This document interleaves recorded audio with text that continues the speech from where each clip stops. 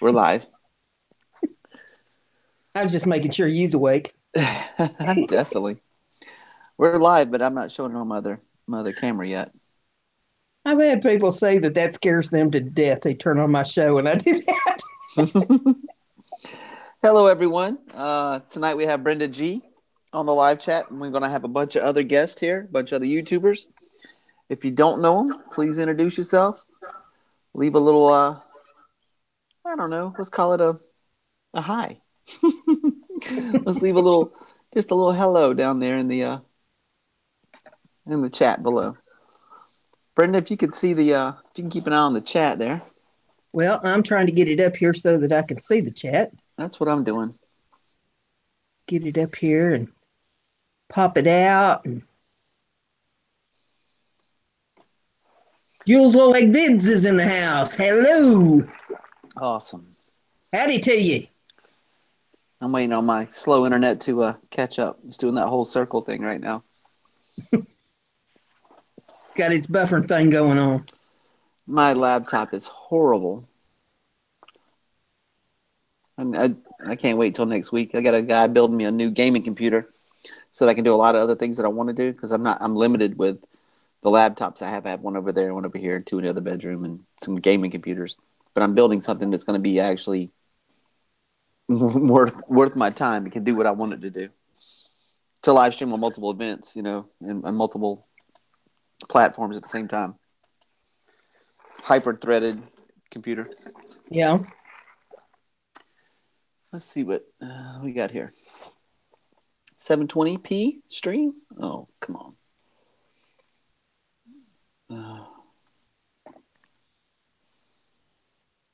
This is silly. If I could show you my back end of my computer, it's just flickering. Oh, my goodness.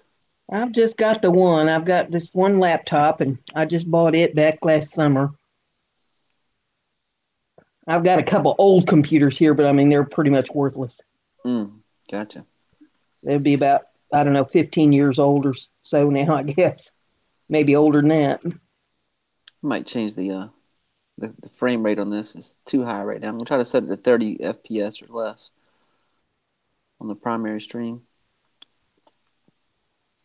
See how I can do that real quick from the live control room. I don't want it to buffer at all. If I can help it, because I do it with two cameras here. I do one with my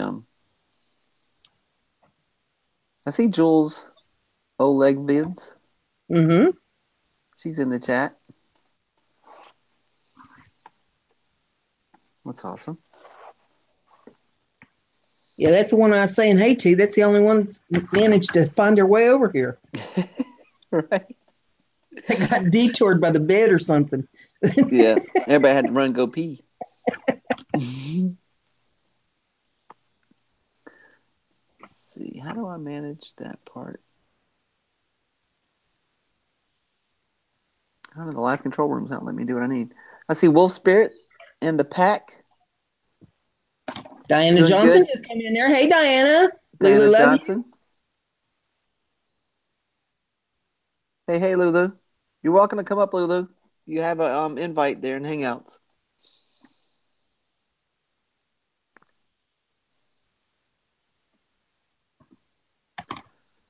Kind of curious if it's buffering. I really need to. I need to change the frame rate. I can tell it's kind of high for the laptop.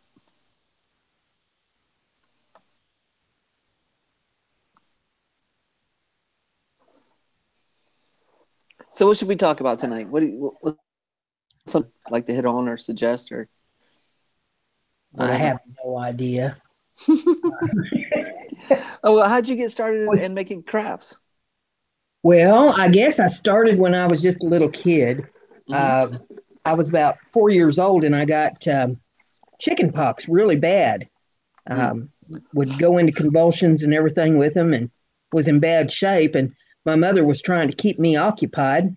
Mm-hmm. So she gave me a Sears and Roebuck's catalog and a little pair of them blunt end scissors, that the little kids get, and some construction paper and some paste.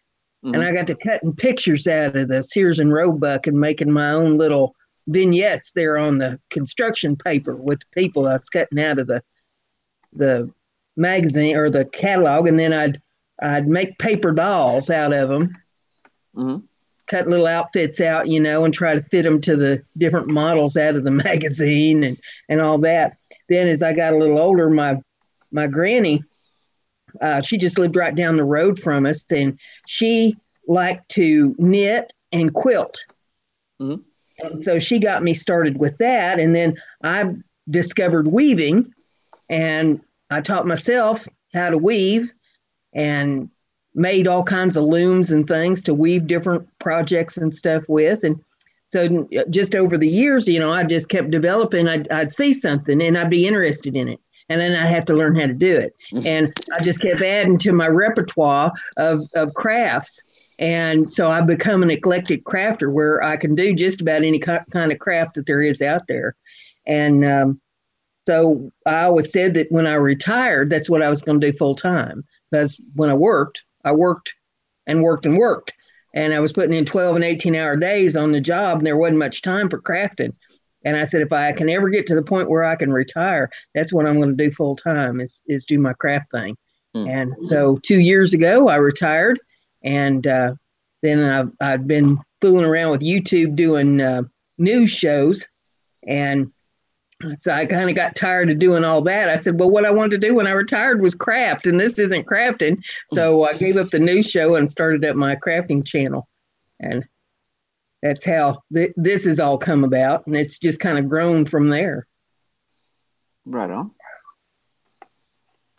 Is there anything you said you could almost do anything? Is there something that you can't do that you want to learn to do? Well, I've been trying to learn how to hand carve. I do real good with the engraving tool at carving projects out, and I do okay with wood burning.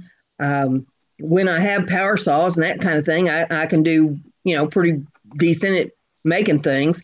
But as far as hand carving and actually carving things out of a block of wood, I've never been very good at that. So I've been working on that skill over the last, I guess 6 months or so, trying to hone my skills on that. But that's one that it really takes a lifetime for you to get really skilled at learning how to do that sort of thing. But Right. I'm muddling along at a snail's pace, learning how to do it. Hey, whatever it takes, Yeah, yeah. You just have to want to do it bad enough. Uh, I'm sure, much to the chagrin of some of the people that's in that carvers club that I go to, I know they've been at it for years and years. They're good, but they turn around and they look at me struggling along, and I know they just shake their heads. But I'm like, well, you was new once too. You wasn't born with a whittling knife in your hand. You Right. have to learn how to do this. Exactly. Exactly.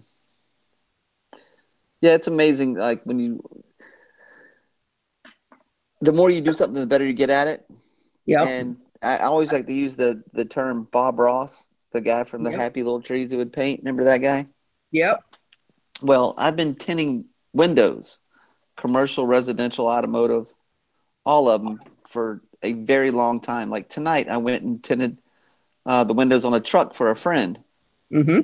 And I did it for a living for a long time because it's easy, clean work. And I'm going to be honest, you make a lot of money doing it. And Yeah. I started doing it before I could drive, but there's a real art form to it. It truly is. Mm-hmm. And I make it look easy, you know what I mean? And I don't really realize it until I film it, and then I've showed it to a couple people, and I saw it myself, and I was like, damn, I make that look easy. You know what I mean? I really do. But there's so much detail that really goes into it, and so much practice. And Mm-hmm. sometimes I even use the reference, like when I teach my friends, they're like, oh, you got to teach me how to tent, and I can teach them how to do it in a day. Whether they're going to be good or not, it depends on how much they do it. Each car is Yeah. different. You know what I mean? How And much it's they like, want to practice. yeah, it's like painting a car. When I paint a car, I've painted I don't know how many hot rods, and I did it out of necessity when I was younger because I didn't have the money to do it. So I had to I had to figure out how to do it on my own. Hold on, give me 1 second. I'm gonna Ninja Warrior. I see you. What's up? How you doing? Simple Joys, Joe DYI, Green Bay Wacky. The link is there, buddy. Come on in. Dasher the Smasher. Come on in. What's going on? But yeah, Green Bay Wacky. The link's there. Crimson Fantasy. How you doing, buddy? I see you out there. Bunch of new people. Bunch of older people I've known. We're gonna have some more people on the chat here, on the panel a little while. Brenda G knows who they are. But yeah, I can teach someone how to paint a car in a day, but whether they're going to be good at it or not depends on how much practice they put into it. Now there's some rare cases like some naturals who just pick it up the first time they do it. And that goes for everything. Yep. Well, I always thought that I couldn't paint. I watched Bob Ross on TV. He made it look so simple, and I'm thinking, yes. Yeah, right. And then I'd go out and I'd pay, a couple $100 for paints and brushes and canvas and all that. And I'd make a big mess, look like a 2-year-old did it. And I don't think so. But one day I did have the opportunity to have some paint and some brushes, and I went to playing around with it. And I thought, well, this isn't as hard as what I thought it was. Mm-hmm. And I had to learn where to put the shadows in. I could do a basic figure, but you had to learn, okay, which way is the light supposed to be coming at this and where would the shadows be on the object, so that you can give it a little dimension and make it look a little more lifelike. And once I learned how to do that, it was, pretty much natural to me to be able to do it. And I have people come in on my channels all the time when I put up videos of painting and they say, yeah, well, easy for you to do, but I'd never be able to do anything like that. And so I'm trying to tell them the same thing that I had to learn is that it's not as difficult as you're making it out to be. You just have to pick it up and get started and then figure out what it is that you need to learn to add to it to make it look real. Right. And I'm not the best painter in the world by a long shot, but I don't do too hateful with what I do. So, I'm not trying to be Rembrandt. Right. And here's the crazy thing. You could be, you know what I mean? Like, it's all about the practice. I mean, there are some naturals out there, but if you practice long enough and hard enough and you want it bad enough, it can happen. Because, everybody puts their pants on the same way. Right. I just want it to look realistic, as long as it looks realistic, and it's a good paint job on it. And I've stayed inside the lines and haven't slopped paint all over everything. I figure I'm doing a pretty good job. Honestly, I'm okay with staying out of the lines and not being realistic. Look at Picasso. That guy became famous for that. Yep. In third grade, he'd have got his hand smacked for it. But say he didn't get famous till after he's dead. True. That's the problem with the old masters. They weren't famous until after they bit the dust. True. Hey, June, how you doing? Hi, June. June. On the keyboard soon. Right there's June. You're bad. Tell. Oh, I can tell him myself. Green Bay, hit it again. Do it again. Yeah, he's got to keep trying. Sometimes you have to, even when he sends me a link. Unfortunately, when I use my phone, I have to go and re-sign into all of Google all over again with passwords and everything else to sign in. I hate that part. It's like since that new update of YouTube. Right. Before it was just like, why? June, you brought up a subject earlier. You said a doctor brought you back to life. Mm-hmm. What happened? What was the incident, if you don't mind me asking? Oh, okay. What a lot of people don't understand is COPD is not just caused by smoking. A lot of people assume because they bring up smoking all the time and they say that it's the number one cause of COPD. Mm-hmm. But then when you start looking at what everybody else has been doing, there's many other things that cause COPD. I have adult onset asthma. Mm-hmm. My triggers are rodents. And I had a ceramic studio. And Gotcha. somebody with asthma has no business being in a ceramic studio. Not as much as I was. I was working from 7:15 on a morning till 4 o'clock the next morning, and only getting a few hours sleep. And plus, I have lupus on top of all that. Mm. So it kind of within 6 months, I ended up in hospital under respiratory distress. Came out supposed to be having been weaned off oxygen, but ended up staying on oxygen because I ended up taking my oxygen concentrator with me to the studio. And the dust is so fine, it can get past those filters. Yeah. And although I was wearing a paper mask, that's not enough. You need a respirator. Because the hook, the type of dust that it has a hook on the end. So once it hooks into your lungs, you can't get rid of it all. You can get rid of some of it, but not all of it. So you kind of get stuck with it. So over a period of time, for about 2 years, I carried on like that until I finally said, I can't anymore. I just can't. We brought everything from the studio home. So my house had stuff in it that was covered in the fine ceramic particulates, porcelain dust. Right. So I was just getting worse and worse and worse and worse and worse. And I was started the 911 calls. I think it was 2010.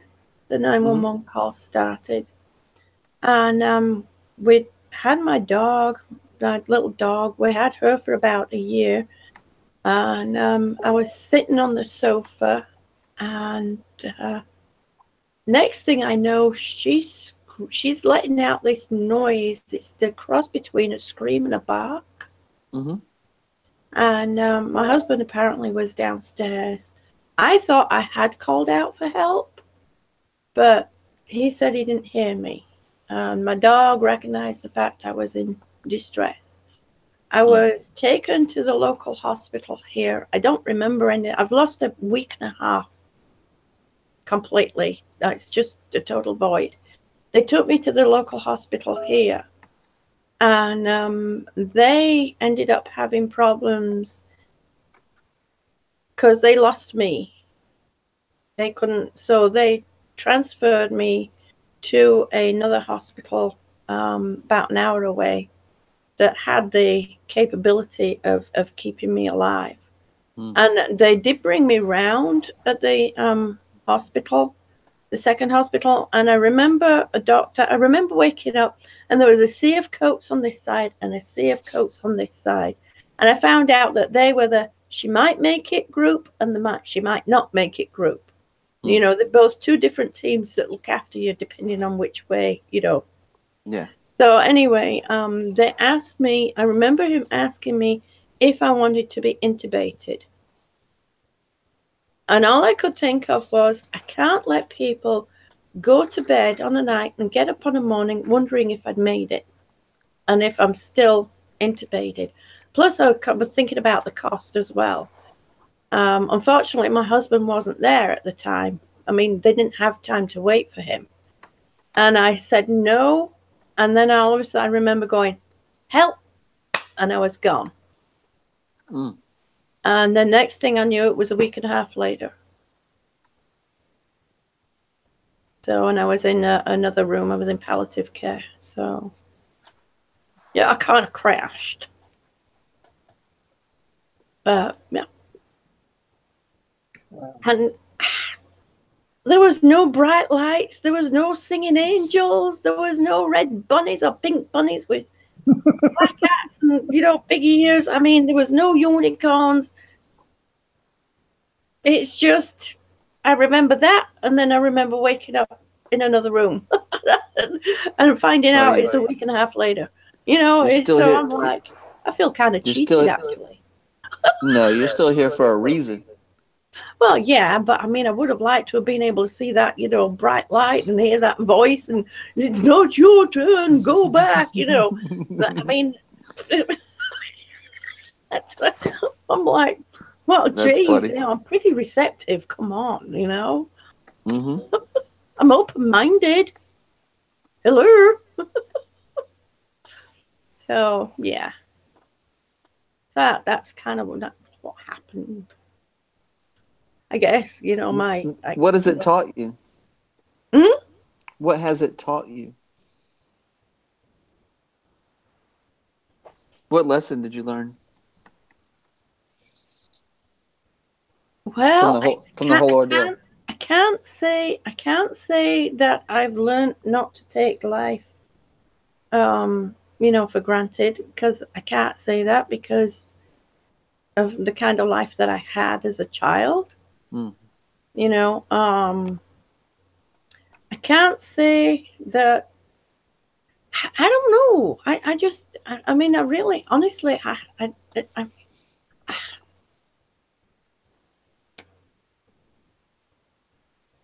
there's no real, there's no real lesson that I learned, because I've always had this love of nature. I've always had this love of life, and it's a kind of Mm. like a childlike love of nature. I mean, I can be walking along and I'll be going, oh, and people around me are going, what, I'm like, look, shh, shh, and I'm the one making all the noise. I went scuba diving once before I had problems with my lungs, and let me trying to go, woo, woo, when you've got a mouthful. When you've got this thing breathe, I mean, I've it's done that. all these bubbles were going up, and the guy kept going like this because he kept telling I'm gonna, run out of oxygen, and it's like, or whatever, the air I was running, I couldn't help it, So I've always had that kind of love of nature. I've always been able to make the best out of a bad situation. Mm.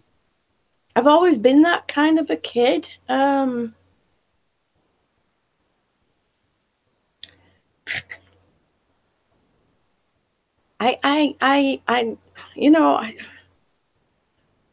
I've always been the kind that want to look after people. I guess the one thing that I have learned is I have to look after myself first. Hmm. Because, well, I really haven't learned that anyway, because I still keep trying to help everybody else before I help myself. So I guess I didn't learn my lesson. Well, I don't think there's anything wrong with trying to help other people first. But it takes. I see a lot of people in society today, and I'm going to use some examples. And Mm-hmm. I see a lot of waiters, waitresses, garbage workers, garbage people who pick up trash. Your trash man, Mm-hmm. and they get crapped on by society, and it takes somebody to serve somebody else. That's a great honor to serve somebody else. You know what I mean? Our military, for the United States, they, man, they're risking their lives and stuff, for our freedoms and protect us. And then I see people make fun of them or pick on them or whatever else. And I look at today's society about the me society, not the like the Asian cultures who are about us. Like you go to Japan or China. Granted, I won't get into the politics of it, but it's about this planet and trying to help the next generation and taking care of other people. People who serve other people, who puts other people's needs first. Those people are needed in this world, and they should be rewarded for a lot of those things. Well, I mean, it's Not not everybody, not everybody can be a doctor, a lawyer, right. or a famous whatever, superstar, celebrity, etc. We need those teachers. We need those Mm-hmm. firemen. You know what I mean? People who serve other people. That's true. I mean, that's one thing that we've been taught. We were taught. Oh, I don't know about now, and I can't talk about now because I haven't been over there for 30+ years. But we were always taught to, I guess, be proud of the job that you do, no Mm-hmm. matter what kind of job it is. You take Right. pride in your work, and that you always have to help other uh, people. Don't walk past somebody if you see them struggling. You know, Rebel, I hate to interrupt here, but Wacky's having a hard time getting in. Can you just add him to the conversation? You have his email? I have it. I can give it to you in the side chat. You can put it in the Hangouts, and I'll retry to. I'll keep trying to add him. I don't know why he can't get in. It's on his end. It's not on our end, really. I'm gonna keep trying. He's being impatient. He just has to keep hitting it and hitting it. Clears cache. Right. There's his email. If you just add him to the conversation, I think that'd work. Yeah, he is added to the room because he's chatting in the room that we're in right now, that we're all live on. Does he know that he has to click on the gray area above the chat that we're in Google Hangouts? Tell him, June. Hey, Wacky, can you hear me? He says that it won't work, that the camera will not work to get him in. Oh, gosh. That's on his end. Then it's his camera on his computer.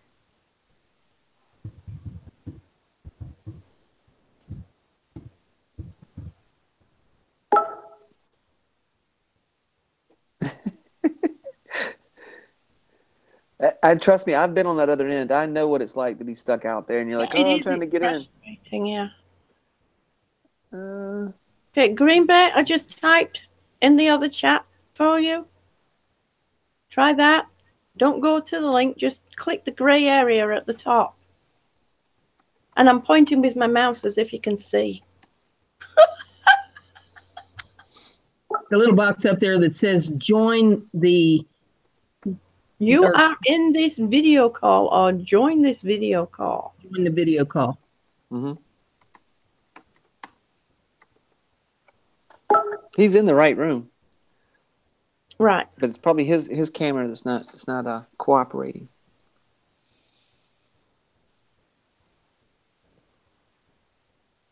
Did you hit it?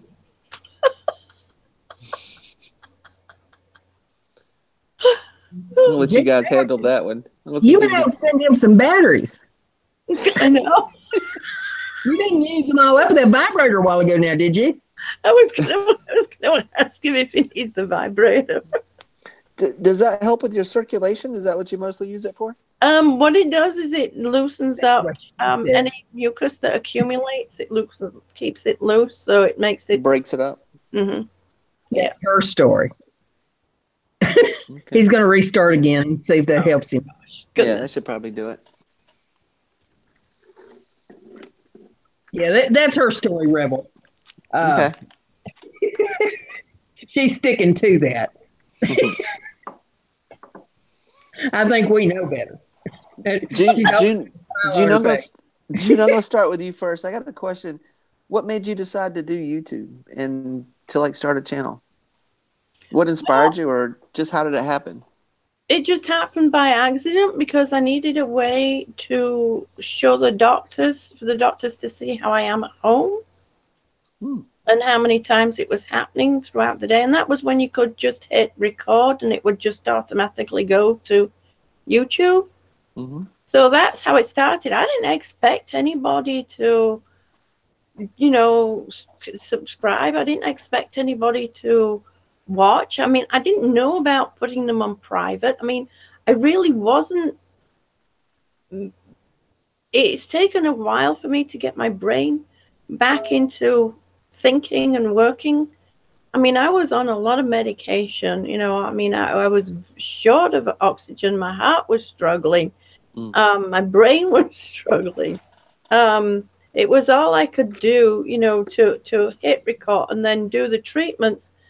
So it was basically to see how, so I could, I mean, some of them are like 45 minutes long, and,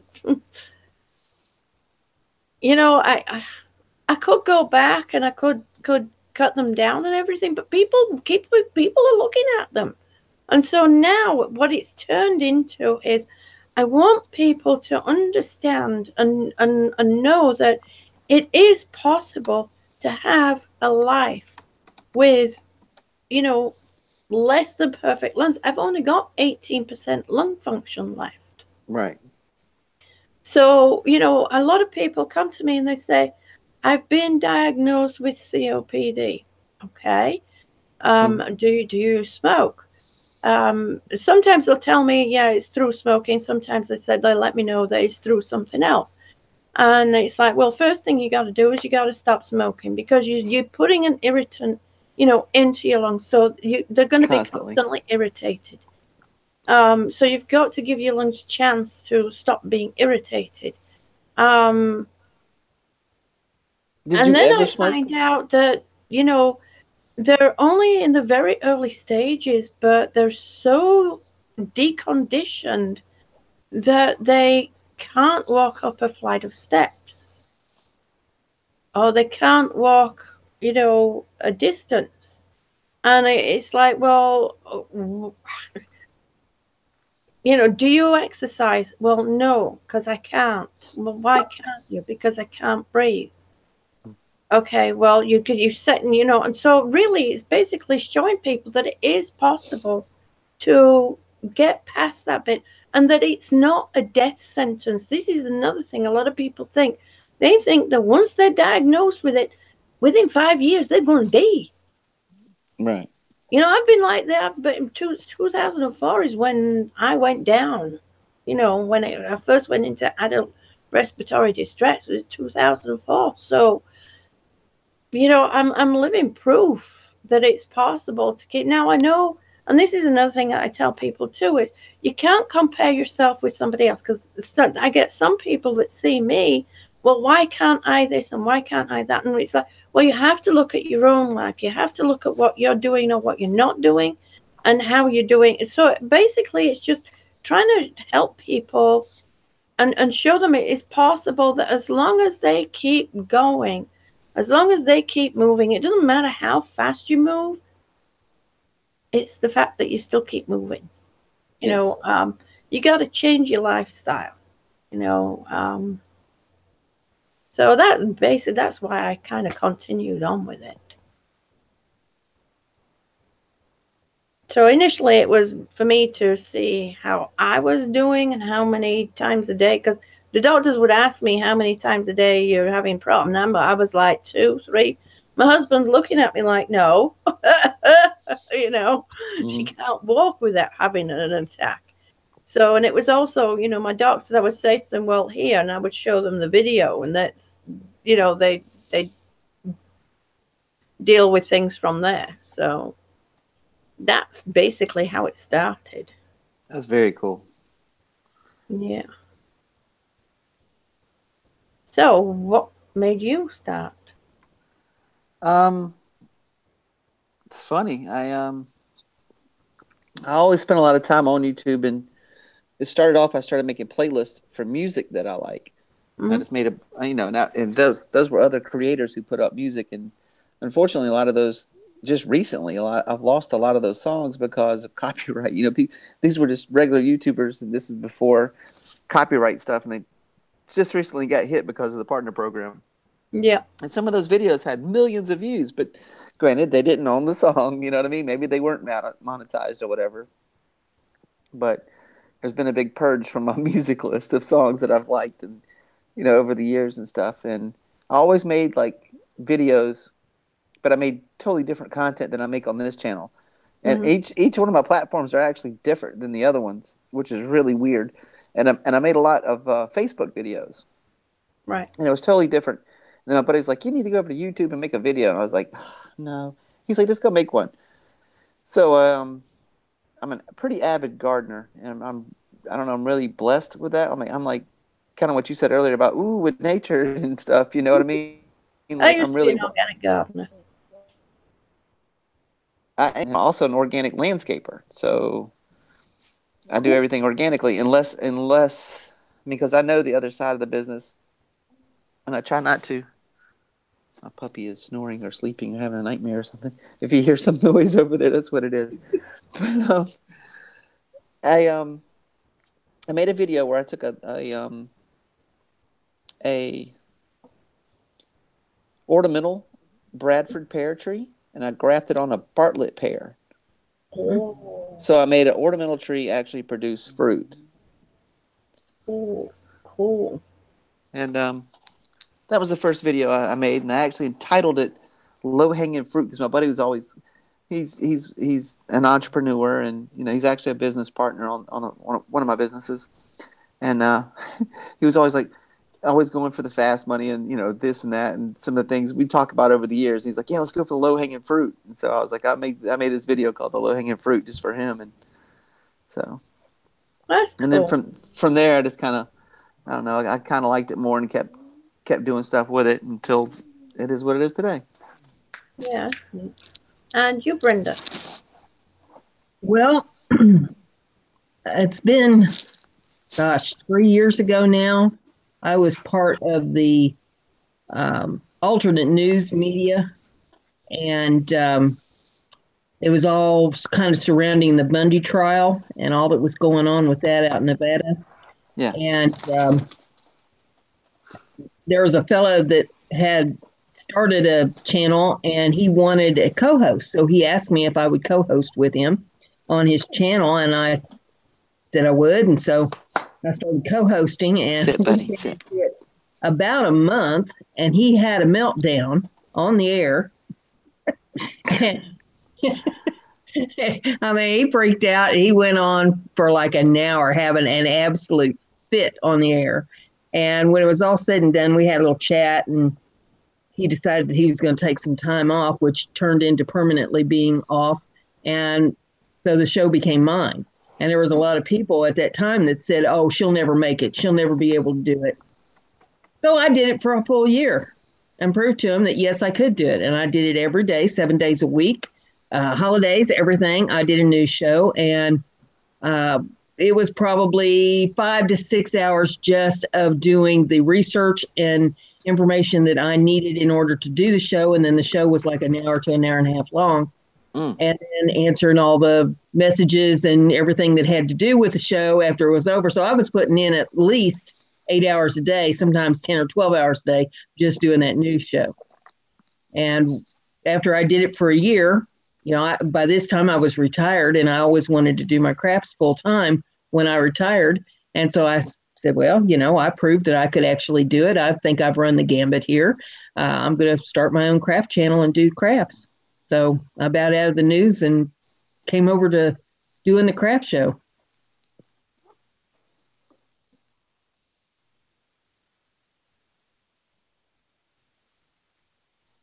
I think Junior mic's off, in case you don't know. June's muted.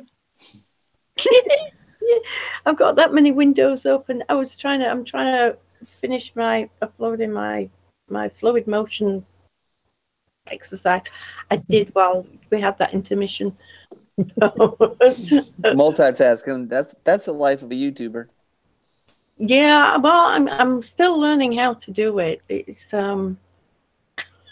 it's like There's a lot of puzzle pieces to it. There really is.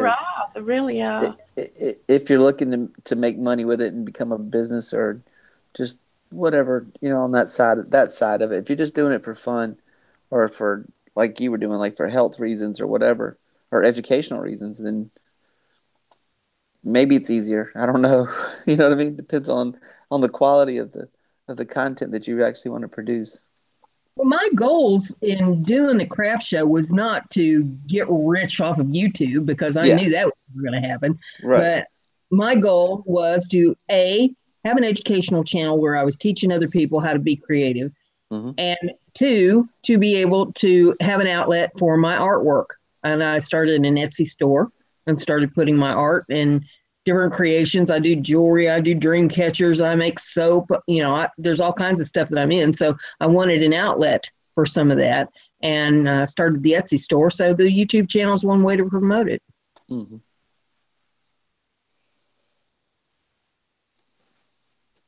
But not, unless you're doing viral videos or trending videos, or, you have some way that you're going to get 1 billion subscribers to your channel, or, something, I don't see, making big money at YouTube. I've heard some people bragging about, well, I've got a check for $150 last month. Well, that's great. How many hours did you put in to get that $150? Yeah, and what's that equate to? Yeah. I see that a lot. I mean, I'm sure $150 comes in handy, but if you're putting in 40 hours or so a week, so you've got 160 or more hours in that month to make that $150. Well, I got news for you.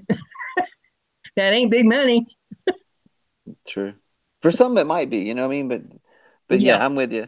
I'm with you on that. It's Well, I live in a town where we've got all kinds of factories here in town, and they're begging people to work for $14 an hour, begging them, and can't get people to work. Oh So yeah.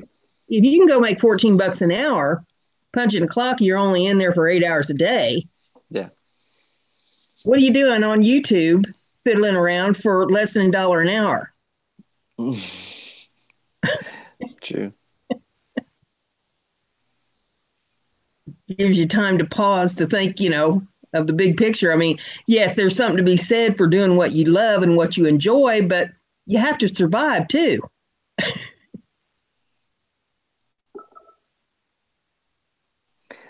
The old stoner left a comment there. It says, "My AdSense experience, you need at least 10K views a day to barely make it."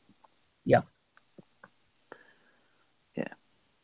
Or unless you're just lucky, unless you've got some kind of something new, something fresh that's not repeated. If it is repeated, like other unless you're repeating the same things other YouTubers do, you better do it better or just as good. Because Okay. quality wise. Green Bay says that he thinks you may have too many names added to the Hangout, and that's why you can't get in, because there's 9 names. That shouldn't have anything to do with it. I've been on panels that has had 12 people in the No, panel. I'll go delete one, but that's not it. I'll go delete one now.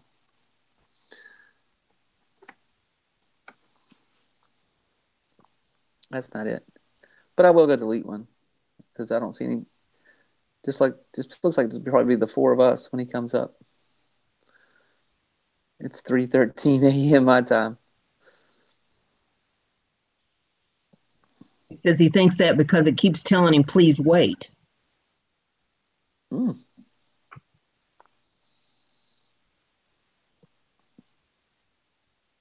That's weird. It's probably my low latency on the laptop. I was having that problem earlier though with YouTube. Just typing into YouTube, it kept shutting off, and then it kept disconnecting, and then it kept saying, "Please wait," and while we reconnect you, and I was like, "What do you mean?" You got to think about the amount of traffic that actually runs through YouTube. It's incredible. Yeah. Entirely incredible. Okay, Dasher the Smasher. Sweet dreams, honey. They have 1,300,000,000 channels on YouTube. Yep. And you got it's insane how many people actually use it. I was looking at I remember when Google was #1 search engine, #2 was YouTube. Just this year, it got passed by Facebook as the search engine. Yeah. Which is odd. You know what I mean? Facebook's a search engine. Yes, yeah. If you think about it, I mean, whether you're looking up somebody's name or whatever, there's a bar, and then there's like things that they show you like ads and stuff, and you hit that, and you go to another platform, another area. So it is kind of a search engine. My dog sounds like he's dying. Can you hear my dog? Mm-mm. He's like crying over there. I don't know what's going on with him. Oh, I'm dreaming. I don't know what he's doing. Never seen him do that before. He's got spring fever. Yes, he does. And my little puppy, she loves to be outside. This one, not so much. Uh-oh. Let me cut this off here. Green Bay's going to end up getting me to accidentally delete this. It's telling me to please wait. He deleted somebody from the Hangout, so we'll see. That He helps did him or any. you did? He did. Oh no, what have I done there? Hold on. Oh.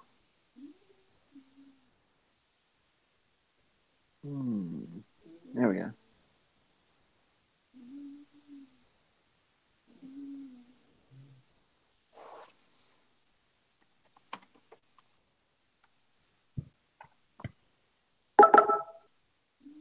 We'll see. See if that works. Yeah, I've got this older laptop here that I just use mostly for Warriors Face Gaming. Hello. Dash the Smasher. Hello, hello. The old stoner. Issue of the night. Can never reconnect. Yeah, been there. You saying earlier about the I know Green Bay said he'd like to have a video with 10 million views and stuff. And if it's monetized, I mean, I told him that's about 20 grand, depending on somebody's CPM or whatever. Yeah. Because CPMs all vary for each person on this platform. And, the bigger the better you are, the more they pay you. I mean, I've heard of some ungodly like CPMs like $15 to $18 and up, which is crazy because most average YouTuber Yes, $2 to Redneck. $5. Okay, well, go click where it says live again, and it'll speed you forward. Redneck Railroad, yes, this is live, my friend. Yes, Says go there's and no thing that click says where it's it live. says live again.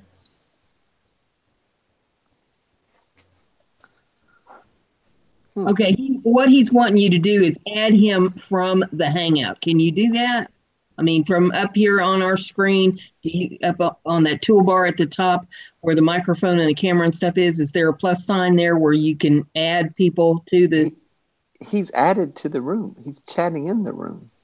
No, I'm talking about here in our Hangout where you and I and June are. Yeah, he's in this room. He's added to it. He's added to that room. He's been added. He just needed to hit the microphone and the camera button. Is he clicking the grapes part? He says that he clicks it, but it keeps telling him to wait. Mm-hmm. So I'm wondering if you added him by his email right here on our screen where we're looking at each other. Do you want to? You can add him. You can add him in that room. You can also share that link too, because I made it all open and public. You can just try to go in there and.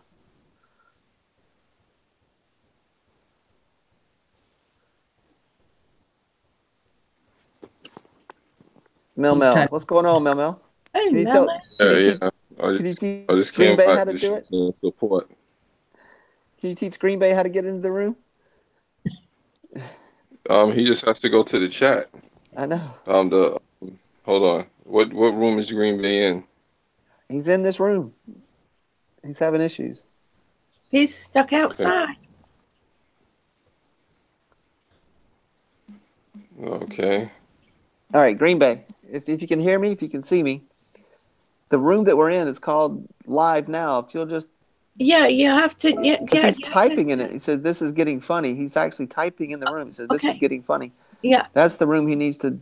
He's having the same problem I had. You have to go back. You have to sign back in. Yeah. Start over. And it'll, just follow the whole thing. Sign back in and all that fun stuff. Yeah. Oh, so this doesn't say live right now? It says live. It's live. I'm watching it on my other channel. Okay. I mean, on my iPad. It's live. Okay. Look it. Okay. He's having a meltdown.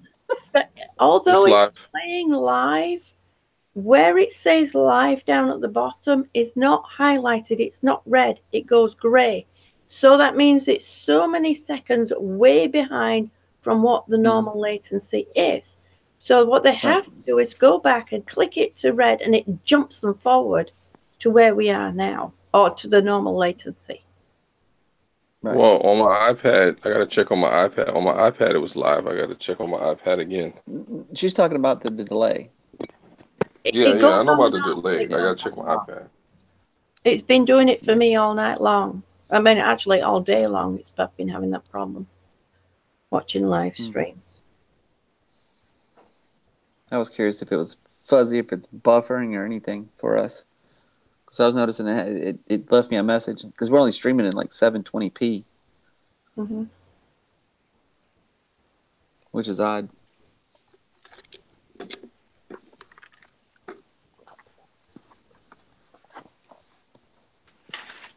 Hopefully Green Bay can figure it out. It's still live. Awesome. Yeah, it's still been live. It's never not been live. It's just that This is a delay. The delay has gone so far behind that all they have to do is click it and then it jumps them forward. Now, Mel, do you want to explain to June and to Brenda G why you started YouTube? Who, me? Yeah. So I could take over the world. Nah, but seriously, just pinky in the brain. Just trying to stay out of trouble. Just as a way, as an outlet. Going through a bad relationship and just looking for a therapeutic way to express myself. Without catching the case. Right. Then it evolved and developed into something else. Which is where I'm at now. Live streaming, poetry, all kind of other stuff. Doesn't sound too exciting, but you can check me out at Mel X365. Hit the subscribe button. Hit the subscribe button. But we got a good crowd out there watching. People have seen me, and I see you out there, you folks. Mm-hmm. I'm just coming right now to show the support. And Green Bay Wacky should be in here by now. Yeah, well, I think what is happening is instead of just following the new Hangout window that opens up, he's closing it out and going back to the old one. That's probably what he's doing. Yeah. But it's a link that was put in the chat. All Green Bay Wacky has to do is click the link that's in the chat. Mm-hmm. I'll be back. I just got to take a shower right quick. He's in the chat, so all he has to do is click the green bar above the chat. It will then ask him to sign back in. So all he does is he signs back in, close out the old chat that was sitting there, and go to the new chat and click the grey thing at the top. It's not Rebel. You know what? I know it sounds simple, but I'm going to tell you, I've been on the other end of that sometimes where I could not get in somebody's chat. I tried and tried and tried. Frustrating. Very frustrating, especially when on the other end you're like, oh, I'm going to miss the chat. He's missed 30-something minutes already, probably, maybe an hour. I was telling you, Mel said he had to go take a shower, and I said, well, you can take the camera with you. Oh, he will. Just hit the super chat. Leave a donation. Oh, Lord. If he could take his camera to the store with him a while ago when he went to get vittles, he could take it to the shower with him. Right.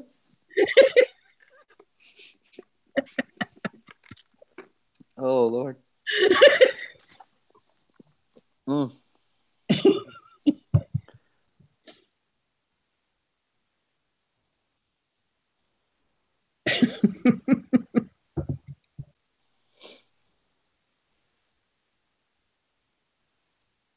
I was reading the chat there. The old center said it's a trip too. U.S. sucks, but CPM from Australia is awesome. Australia is actually a big country. If you look at it like on the map, they down portion it because it's like the same size as the United States. If you look at the right map and you look at the square footage of the place, it's just as big. There was a lady in Australia that sent a package to me for me and two other craft ladies to split up a bunch of little goodies for crafts. And one lived in North Carolina and one lived in New York State, and I live in Indiana, which meant, I had to divide this stuff up and then, send packages to these two other gals. And so I couldn't understand why in the world she did that. And so I wrote to her and I said, I really appreciate all this. I said, but, I do have to mail this stuff out to these other two ladies. And she goes, oh, well, I thought since you lived in the States, you all see each other all the time. We live that close to each other. Hey. I thought, well, if I find three of you that live in Australia, I'll send you a package because you must see each other all the time.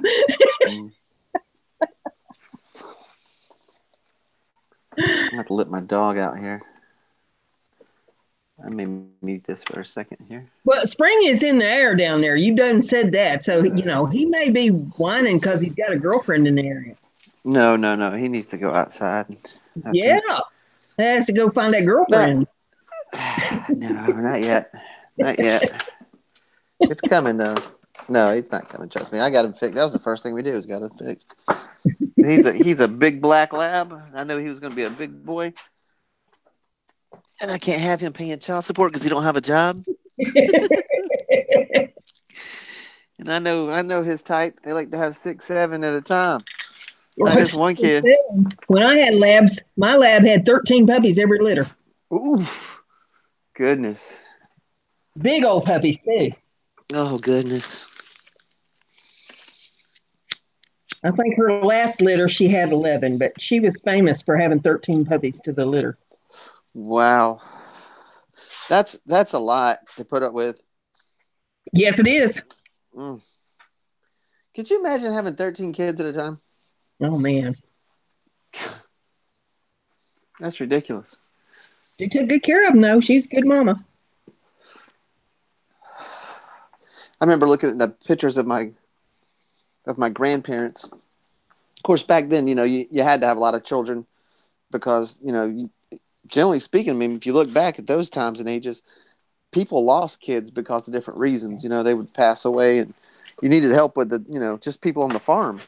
Yep. You needed that help. My dad came from a family of 7 kids. Yeah, my dad came from a family of 6, 3 boys, 3 girls. And then on the other side, my great-grandparents, I don't know how many kids they had. I lost count. From my mom's side, I really don't know. But I know the number was high because they owned a ton of acreages, Yeah. And that's all they did was farm. Yep. Unbelievably. Until the Depression, then they lost all that land. Yeah. And it was, I don't know, a couple thousand acres. Actually, it's probably more than that because from where the old house is, there's a mill that's built near it now, and it's near a major highway, and it goes down the highway all the way to the next city. That's how much they actually owned at one time. The house that my grandfather was born in.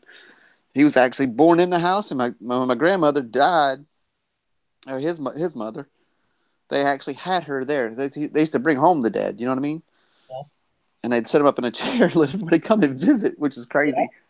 But that's just how they did it. Yeah. Green Bay just said that he still can't get in. Green Bay, you got to set him to restart his computer and start all over again, and then come into the Hangout.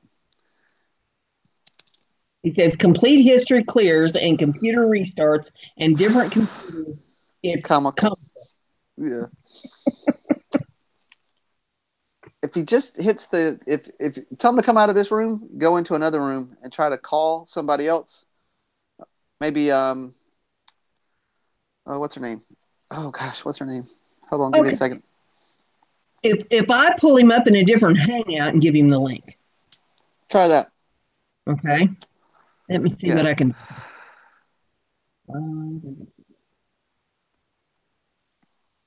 Try this.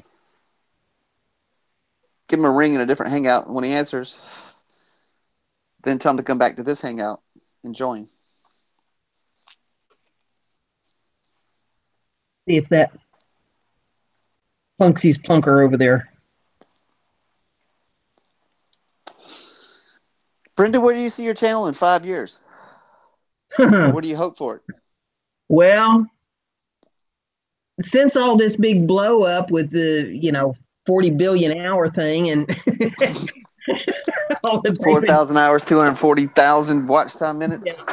uh, I have no idea at this point. I mean, I was really hoping that it would take off, and that I'd be able to get 10,000 or better subscribers to the channel and really be able to grow it. But at this point, I don't know. All bets are off. Right. I'm just waiting to see, what they're going to try to pull next, because I don't think they're done. I think they're going to keep. This is just the tip of the iceberg. I think they're going to keep laying all kinds of rules and regulations on until they kill it, is what I think they're going to do. But time is going to tell. I hope not. I'm just hanging, to see what they're doing and trying to explore other avenues, because if it does die, I don't want to die with it, I want to have other places to go. Well, I think YouTube is, it's great. I love it. I really do. And I don't want to see it, I don't want to see it destroyed either. I really want to see it grow. And I think they're trying to make the right changes to keep it growing and to keep it regulated so that it stays fresh. You know what I mean? I think they're over-regulating it with too much censorship. Well, that comes down to the sponsorships and the things that's happened in the past from YouTubers, because they've lit their baby.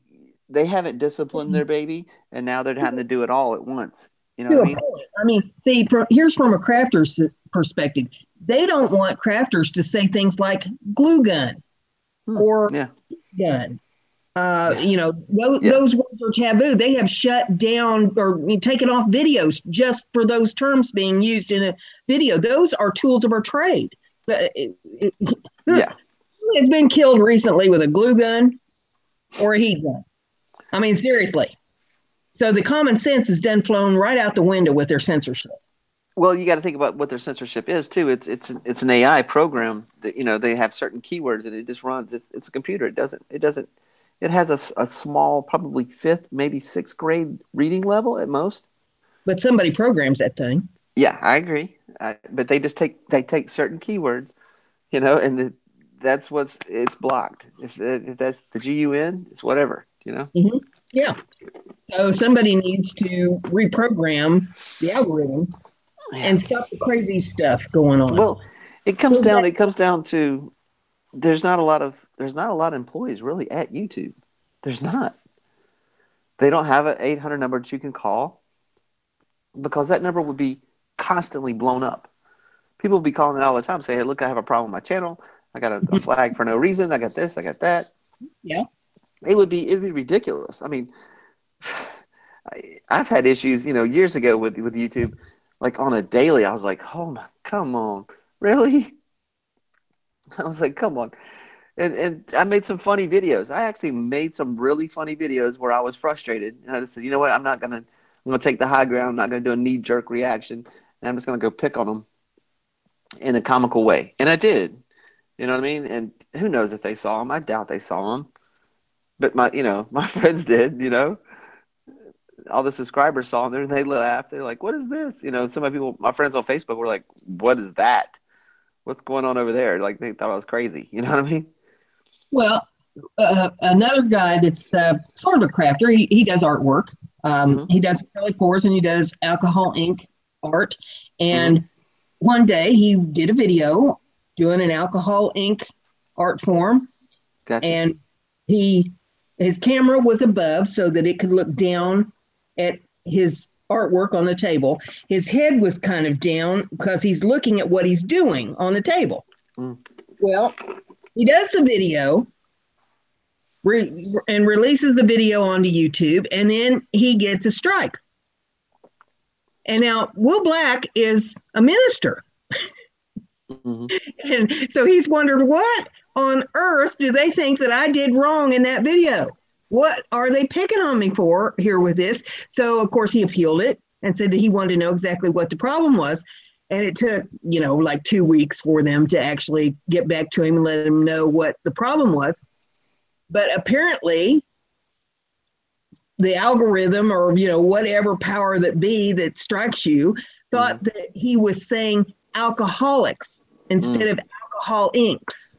Yeah, because every word that you say, even this live stream now, is being recorded, and it Yeah. will transcribe. If you want to transcribe it in any language, it will do it. Google's kind of implemented that into YouTube, and exactly. And I've seen some of the transcription stuff, when it has the closed caption stuff down at the bottom of the Yeah. screen. It's not even coming close to No, what it's no. The saying. CC, the closed caption is always off. Trust me, I've had to turn them on for a couple of videos that had bad audio quality, and I turned them on and I was like, "What is this? And what is going on?"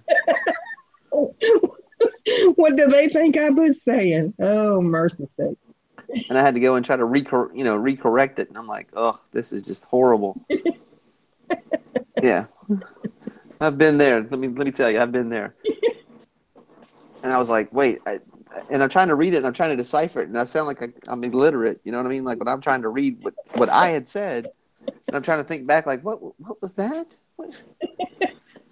Hopper grass on the walk side by the Sharber Bop. Hopper grass. Wait, grasshopper. Grasshopper. Sounds like folks getting loopy on the live Walk stream. side. I'm like sidewalk, Sharber Bop, barbershop. Okay, it has dyslexia. Okay, I got it now. You know what I mean? And the southern accent is the worst with that thing. Exactly. So you know that it's been a Yankee that has come up No, I with think it's Chinese. I don't think it speaks English, or it's somebody in India. You know, because here's the funny thing. Like I've watched some crazy YouTube videos, and different countries that speak English, they think they'd speak the proper English. Like we're always having that issue with Big Guys. Big Guys is like, you guys just say it wrong, and I'm like, okay, how do you say it? And he'll say it one way, and I'll say it a different way. You know what I mean? And people from India don't think they have an accent. And most telemarketers you talk to on the phone, they're like, "Hello," and you're like, "Wait, hold on," And it's funny, because they don't think they have an accent. We don't think we have an accent, which I'm sure we do, but we just don't hear it because it's in our native tongue. True. Several years ago, I was talking to a guy in India on ham radio, and he was a regular on our particular frequency that we hung out on, and he was a trainer for the AT&T techs. And so we were having a lot of conversations about trying to get their accent so that it wasn't so thick and that they could be understood when we talked to them over there. Right. Oh my God. And he spoke very good English, and there was very little accent on him. But he said, yes, it was an ongoing issue that he, was constantly working with his people trying to, kill the dialect down so that they could be understood. But yeah, it's an issue. Well, everybody has their issues with accents, how they speak, dialects, all kind of stuff. True. We just try to listen as much as we can, just ask questions when we don't understand, Green Bay even he even recorded with him trying to get in so he could show it to us tomorrow. You're trying to do what now? He's still trying to get in the room.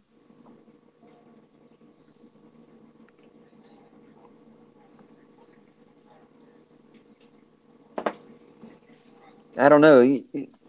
I find it crazy that our technology, that the human species is so evolved that not only do we have languages of, if you're biblical or if you're not religious, or if you are religious, but there's so many different cultures, so many different groups of people, tribes of people, because we're still tribes depending on where we live, and we have those assimilated cultures that people can communicate from all these different languages. But today, with today's technology, we're able to communicate with people in other languages, through some kind of translation device, whether it's Google Translate, whether it's some kind of, they have these cool earbuds. I mean, it's just an earbud you put in. It's like a hearing aid that you put in. It's battery powered. It doesn't have a cord at all. You can put that in your ear. As long as you have your phone in your pocket, they put one in their ear. You can hear them in their native tongue speak to you in your language in your native tongue. It's crazy. That's insane. Like, you know what I mean? Frankie says he's going to split. He I can't get understand. to work. It's cool. It's cool, Green Bay. We see you didn't want to come hang out with us. It's all right, buddy.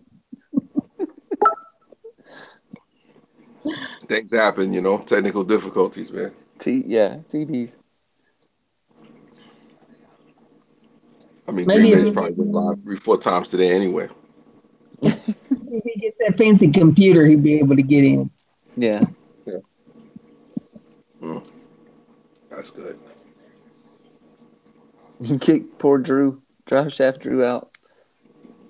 So what now? I said he kicked poor drive shaft Drew out of the room. And Trying dark. to He get him kicked in. dark out too. Oh, they were in here? No, in the hangout room because he thought I had too many people. He's just kicking him out to see if he can get in. He says he can't get a valid link or something. That's the valid link. He's in. He's in the room. That's the hardest part to do is get in the room. Once you're in the room, you can do whatever you. Waggy, honey, it's valid because I got in. That's the one I used. Yeah. But I think some people probably left the room by mistake, and then now they have to be re-added to the room. Oh no, he's still in the room because he's still chatting in the room. Oh wow! In this live stream room. Yeah, He's he needs to follow doing the sign in thing. Yeah. And make sure that it clicks, closes out the old. Well, see, I didn't have to do that. Oh, I did.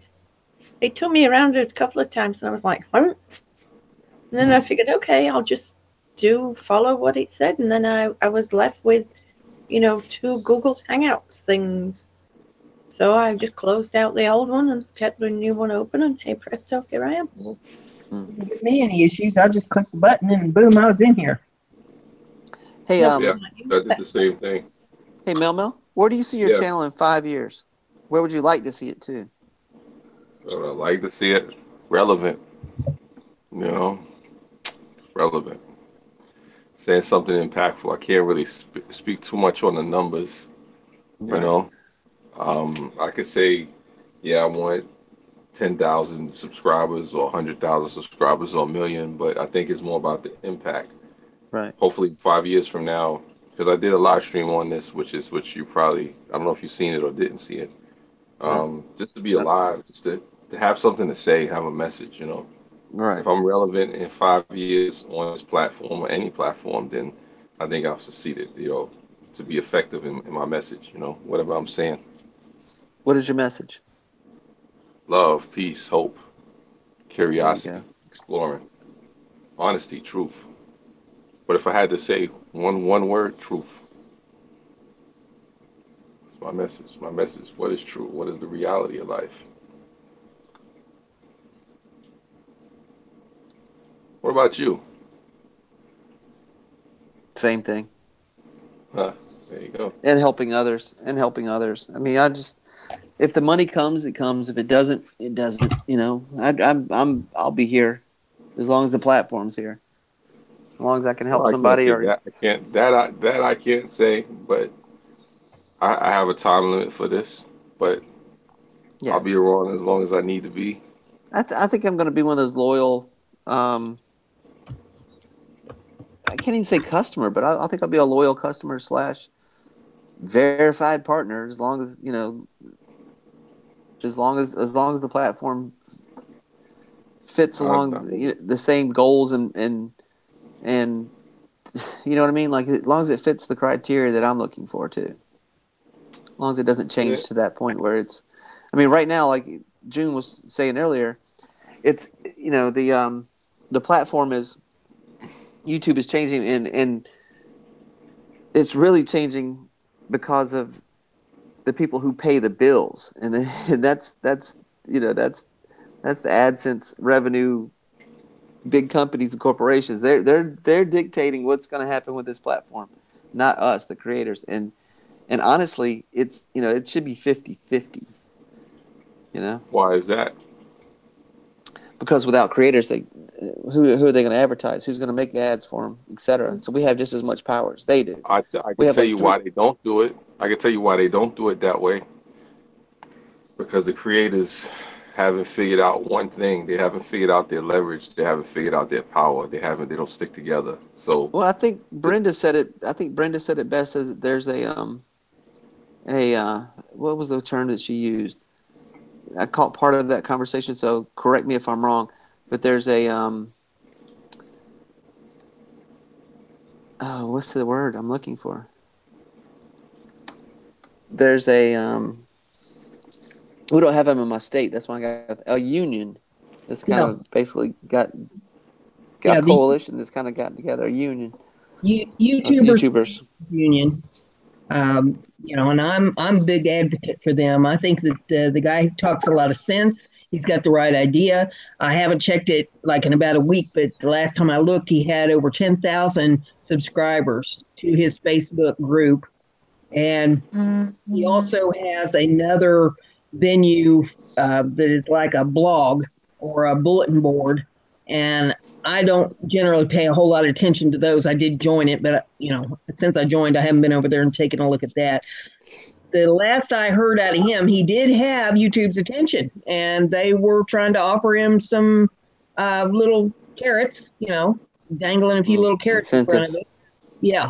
And so at least he knew he had their attention. They knew that he existed. So, Yeah. we'll have to wait and see where it goes. But the more people that join it, the better it's going to be. well, Um, it comes down to that influence. He's showing YouTube something that he understands is influence in his platform.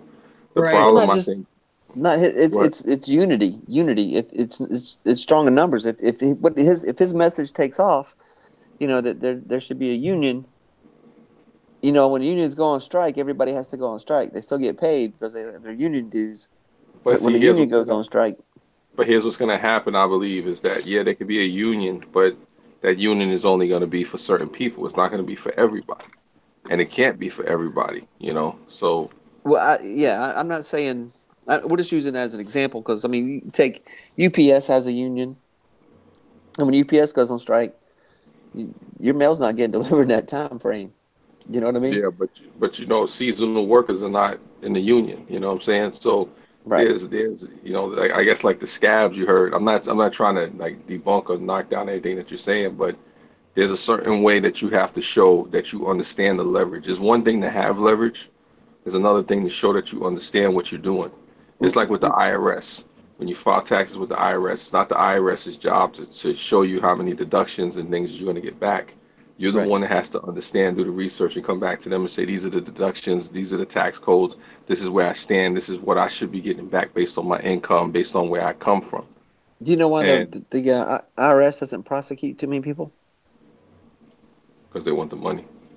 No, why they don't? They don't take it all that far Because they want the money. because they lose more case. They lose more cases than they win. This is true too, but they want the money. Ultimately, Yeah. it's Oh it's yeah, the Internal that's Revenue Services. They want the money. yeah, that's their job. I mean, they basically collect for the banks. That's what. And when I say the banks own the government. They print our money, so You they're talk about the basically Federal Reserve. I got you. I got yeah, you. they're basically they're a collection agency for those people, not for our government. That's just the guys. But the union thing. If let's say the top 100 YouTubers were to join a union, and if they went on strike, I mean, I saw what the Viners did in California because they all lived on Vine Street. When the Viners went to Vine and said, "Look, we'll save this platform, but you got to pay each one of us X amount of dollars," and I think it was $1 million each. Yeah, I remember you saying. The top 10 Viners said, "Look," or top 20 Viners said, "Look, you pay us each $1 million each. We'll save this platform," and they laughed. They said, "Ha ha, no." And Well, but they all promised they would put out X amount of videos, X amount of quality, and save that platform. And they were laughed at. but could they? But see, here's the thing. Could they determine? Could You they? know, no, I'm saying could they determine that they would generate a certain amount of revenue? You know, because they were Well, probably talking about what they were releasing content. It's like me and you, Rebel, getting together and saying, you know what, YouTube, we're gonna release 100 videos in the next, let's say, 20 days, automatic. We're gonna give a certain quality. We're gonna even say the certain message that you want. But mm, here's the thing: we can't guarantee them that we're gonna get the engagement or hit the numbers that they want. Now, I'm not saying it's right for them to say no, but the projections and the status that we may have may not be comfortable, for YouTube to invest that money in. Maybe it's the same thing with Vine. I don't know. Well, I think Vine just got cocky with it, and now they're trying to come back with it. You know what I mean? They showed their hand once what they'll do with the creators. So that's going to leave a distaste. I mean, most of those Viners went to other platforms and have Well, I agree succeeded. with you on that. I definitely agree with you on that. I mean, once you leave a distaste, that's it. And I think even with YouTube, you have to be careful, man. If you go too far, as strong as they are, like I said, I know they'll be diehards. Well, I mean that, like I said, I'll be here until it doesn't parallel with my beliefs and my abilities and etc. You know what I mean? Well, listen, I'm still on Google Plus, so I know the struggle, man. I know the struggle. Right, exactly. Hey, look, I still got a MySpace account. Yeah. Picture that. You know what I mean? Yeah, it happens. So what are your thoughts, Brenda G? What are your thoughts? Well, I think that the Creators Union is a good step if they can keep their goals in order and not stray. Yeah. So far, it's looking good. Okay. I like what the guy has to say. He's got a video up on YouTube about it, and then he's got the links to the Facebook group and the bulletin board that he has so that you can join it. It doesn't cost anything to join. And I think that all small YouTubers need to be in on it. The bigger the number, the better he's going to be able to get their attention. I mean, if you've only got 10,000 subscribers out of 1,300,000,000 channels on YouTube, it's not going to go very far. He's got to get bigger numbers. Look, Green Bay Wacky figured it out. Did he find his way in here? Oh my goodness! Thank you. Thanks everybody for coming. This has been a great live stream. Yeah. No, I'm just kidding. I'm just teasing Green Bay. Oh my! You're not gonna believe I learned something new tonight. Oh yeah, what you learned? Wow. He learned that Brendan used all the bread in the cupboard, leaving a breadcrumb trail for him to find his way in here. No, you're not going to believe this. This only happened like twice in the past couple months. I've seen this. It happened once on Eric's live stream. I'm on the shittier computer, so I'm going to buffer probably. Oh, sorry, I swore. Sorry. Easy. Uh-oh, Green Bay Wacky is cursing. You tried to get into a live stream for 40 minutes on 3 different computers. Hey, that's why I was like, Green Bay Wacky is on the dark side now. Okay, Green Bay, I did not. I hadn't forgot about you, and I understand. Trust me, I've been on that other side of that coin, man. I know. Cab 7 brilliant, and I didn't even know this. You know when you go to join, you got the green camera, right? Yep. You got the green camera, and right below it, but it's really connected, is the green bar. Yeah. No one ever told me the green bar was different from the green camera. I'm telling you, poke that where it says up there. So when I would click on the camera, it brought me into the room, or what I thought was the room, and said, "You're about to join the hangout." You go in there, and it just says, "Please wait." And I'm sitting there looking at all the little circles of everyone. Cab's, I saw Cab leave the comment. Goodness. It's frustrating, isn't it? I've never had a problem with that. I've always clicked on the camera and come right into the hangout. That's for the hangout, not for the on live stream hangout. The bar just below the camera is an actual different link. I didn't know that. And then I gave you the link too. You said hit the bar below the. I mean, to me, it's gray. See, to me, it's green. So I was up in the gray. I'm like, the gray? What? That's not a late. Never mind. I'm here. Welcome, Green Bay. Welcome. Welcome to the chat. We've So what got are some you guys people. talking about? But is this computer good enough? Is it You're getting good. by? It's You're always good good. enough. It's always good enough We got when some you're people here, in man. the chat you might recognize. I don't have a chat open because I was gonna bring Hazel's over here too. I was gonna say that in the live stream earlier. I was thinking about Hazel earlier. I was going to see if you could open up a room with her, but Brenda said she would do it. I was going to see if you could open up a room with Hazel and then come back, call, and then come back. I can get back in now anytime. You want me to see if she wants to come over? Famous Add last. her to the room. Add her to the room. Yeah, let me see if she wants to come Just over. go to the top of the screen there, and, Yeah, I know how to do it. Yeah. See, I thought maybe the room was overbooked or something. That's what he said before too. He knew how And to. add Dart back and Drew back. I know. I know. Just shut up. Wow. Everyone. This is Green Bay Wacky After Dark. Yeah. Green Bay gets nasty.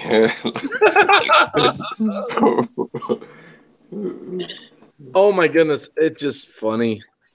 We'll see. I'll see if she wants to come over and join us. We'll see.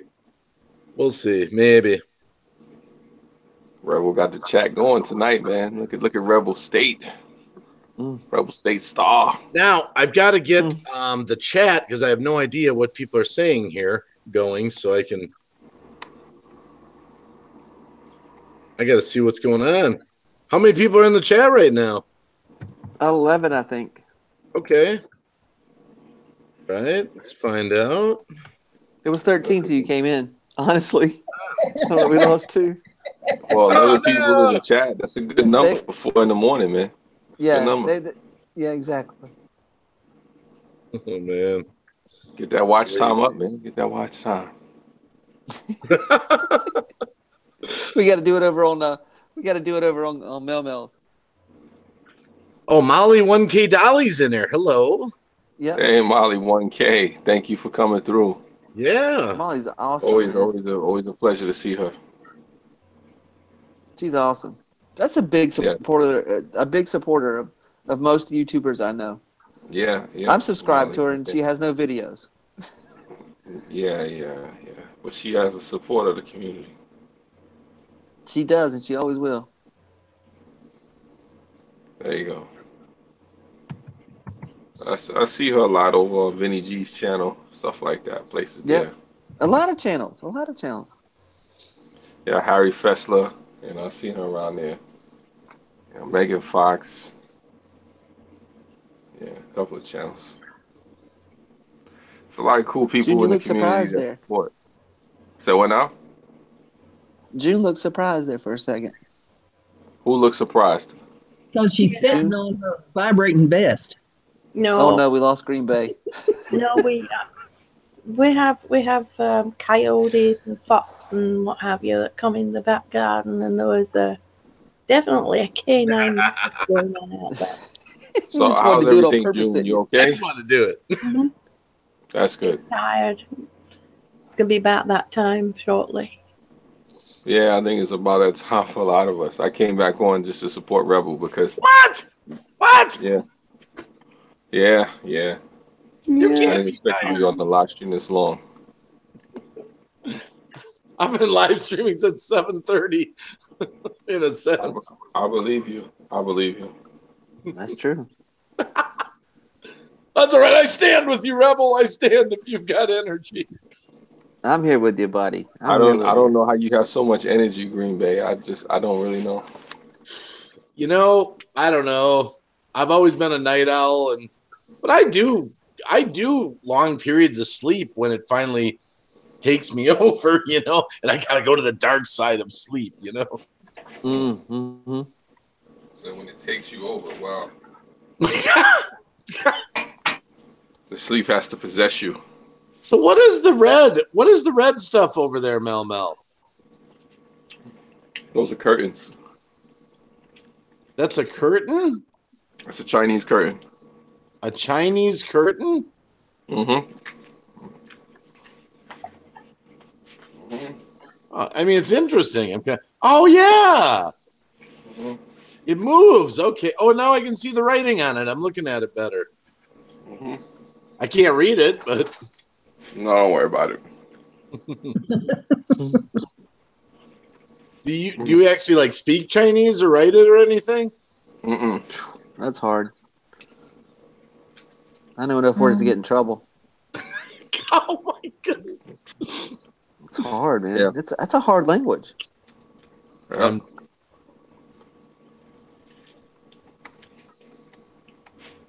That I agree. I see Calvin Corners 72 has showed up. You guys ever watch any of his videos? Mm-hmm. I'd Hey, love to what's go up, arrow Calvin? hunting. I'd love to go arrow hunting with him one day, and then go back to his house and maybe fry up some of those fresh eggs from the backyard on a little grill outside. Let him cook, because that boy can cook, man. Mm-hmm. Mm-hmm. I would say I would buy the food, but I mean he has it all there. Like I'd pay for that. You know what I mean? Like that looks like it'd be a good time. Yes, it does. I remember the first time Cab 7 went to his house. The video they did that was hilarious. I died laughing watching that.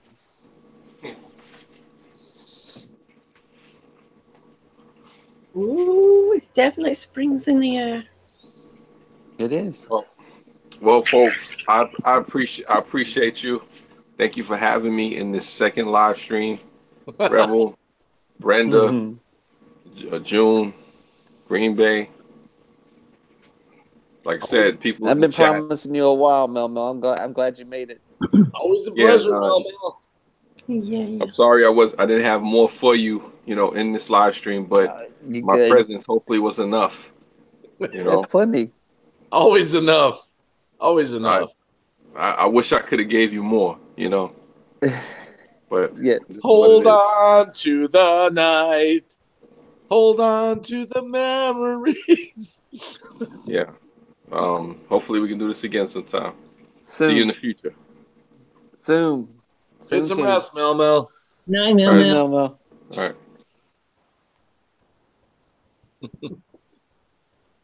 He's awesome.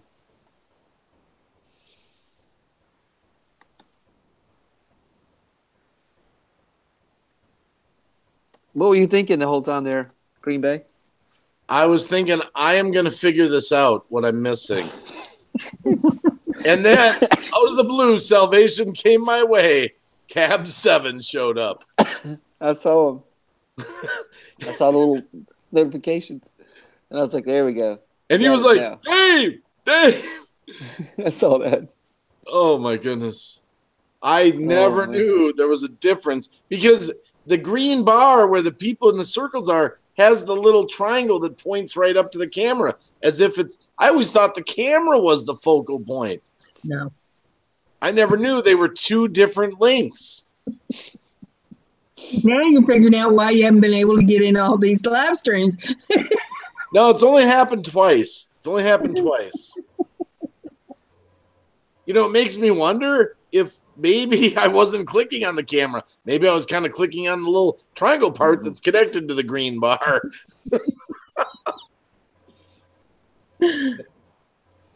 Wow. Boy, you know what? I think I'm going to make a video about that, put it on my channel. It's like, hey, guys, have you ever been stupid on Google Hangouts? Well, so have I. That is funny. You guys know who Voltaire is? Oh, you ever heard the name Voltaire? Shoot, there we go. Calvin's Corner is in there. Molly 1K Dolly. Yep. Gotta back it up a little here. Jules Vids. Yep. Thank you, Molly 1K Dolly.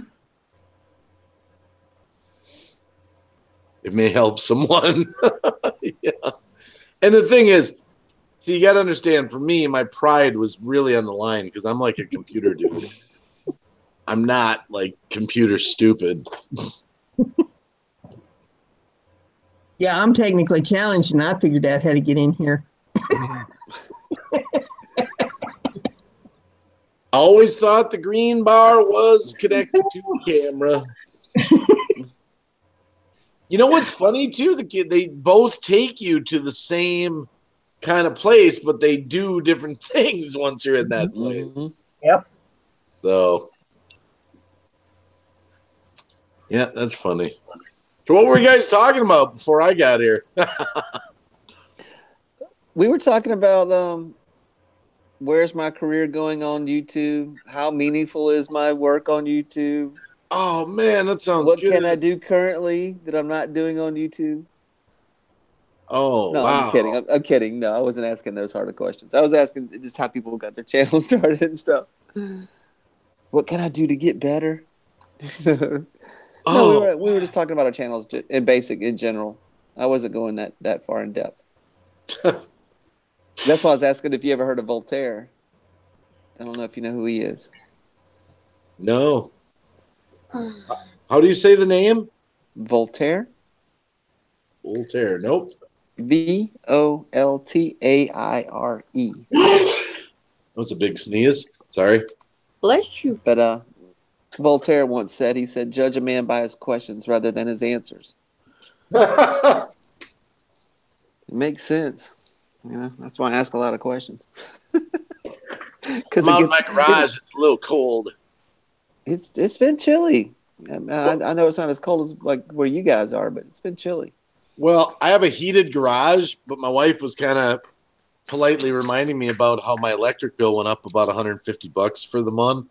So That's from all when I'm those not, lights and stuff. no, not the, it's my heaters I've got all through the ceiling here. When we That bought too. the house, the other guy was like a wood shop working guy or something. He heated the whole garage. He put in all the heaters and sheetrocked it. Mhm. But instead of $300 for the month for the electric, it was $450. So I said, okay, when I'm not out here, dear, I'll turn the thermostat off. Welcome to Green Bay Wacky Show with a jacket on. That's what I would be like. And sunglasses. Dress me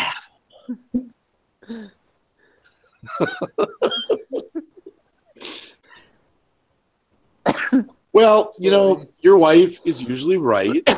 She's right. Why do I need to heat the garage when I'm not out here, Happy life, happy wife.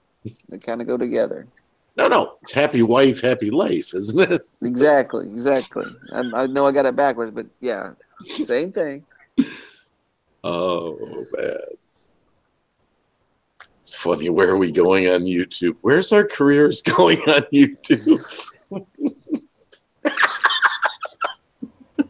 Well, if YouTube has anything to say about it, we're going to be so busy trying to chase hours that we're not going to have any time to do content. Well, I've come to the conclusion YouTube is kind of a you make it by yourself kind of place. Yeah. And I think that's where collaborations have come together. I mean, a lot of people I know are trying to live stream to try to get their hours up and to meet the criteria of 1,000 subscribers and 4,000 watch time hours. But I think collaborations will build channels faster for subscribers and even watch time hours. I think collaborations is going to be 2018. That's something that I think it's untouched, that hasn't been really. I think the surface has been scratched over the years. I think it's going to be implemented like deep cuts, like lay back in the cut with a Band-Aid, like kind of cut this year. Like I think that's where it's going to that's where it's going to have to go and be, so that other channels can find other people and two creators who think alike, work alike. I think that collaboration is like what we've done with some of the fake news and stuff. I think that's going to be probably one of the better ways to grow a channel and get people to meet you that you don't know, because they may be on the other side of the world. You can collaborate with them. That's the cool thing about this internet.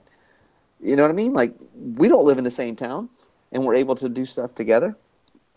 The four of us don't live in the same town, and we'll include Mel because he was there earlier. 5 of us and the people who are watching. That's the crazy thing about the internet. I don't think people really look back at that. Well, there might be a new something bad coming our way for people that are trying to get their subs up. I was talking to a channel night earlier. It's been rumored, I don't know if it's true or not, it's been rumored that YouTube if you sub to people and don't watch anything on their channel, they're not going to count the sub. Yeah, but where did that come from? I don't know if it's true or not. It's true, but it's not in the same tent. That's that telephone game where the words have been kind of changed. Yeah. Basically, if they don't go in, if somebody doesn't come on your channel, let's say in 6 months, and they don't leave a comment or come watch a video or something, YouTube just kind of unsubscribes them. But there's a place in your. Go ahead, Greenback.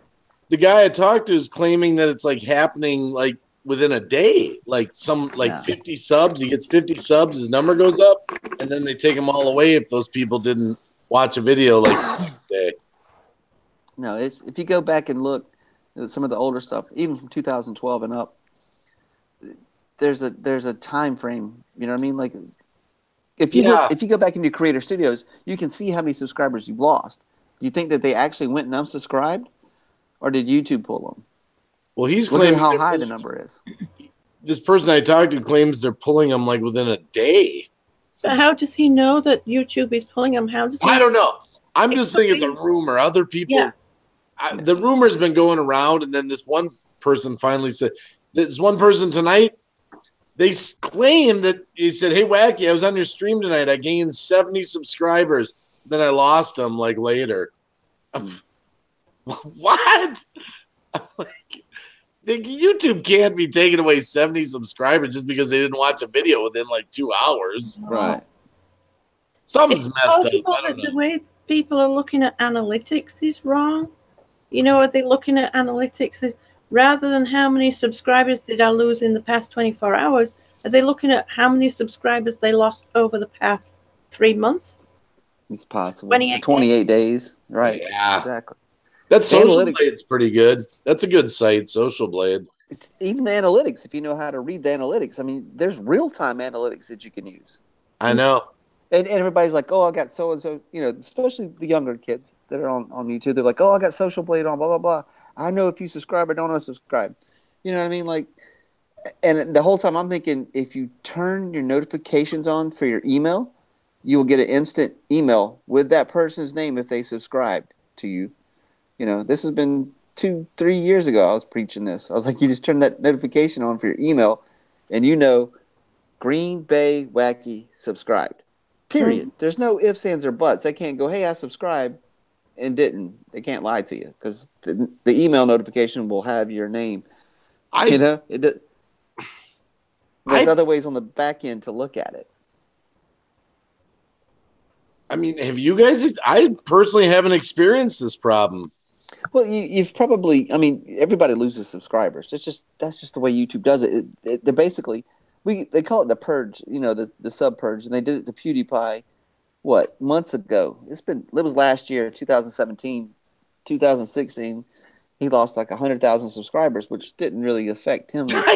60 million, you know what I mean? But that's a play button for any of us. That's a milestone. That's a major milestone. It's like with the when it came up to February the 2nd or 20th or something. I had over 1,000 subscribers, and then overnight I lost a whole load of them, and it dropped me back down. I think I lost about 40 of them, but they were you could tell which ones they were because I still had the emails of who subscribed to me. You know, and I could go back a few days later and check the emails and check subscribers. They were all the young kids,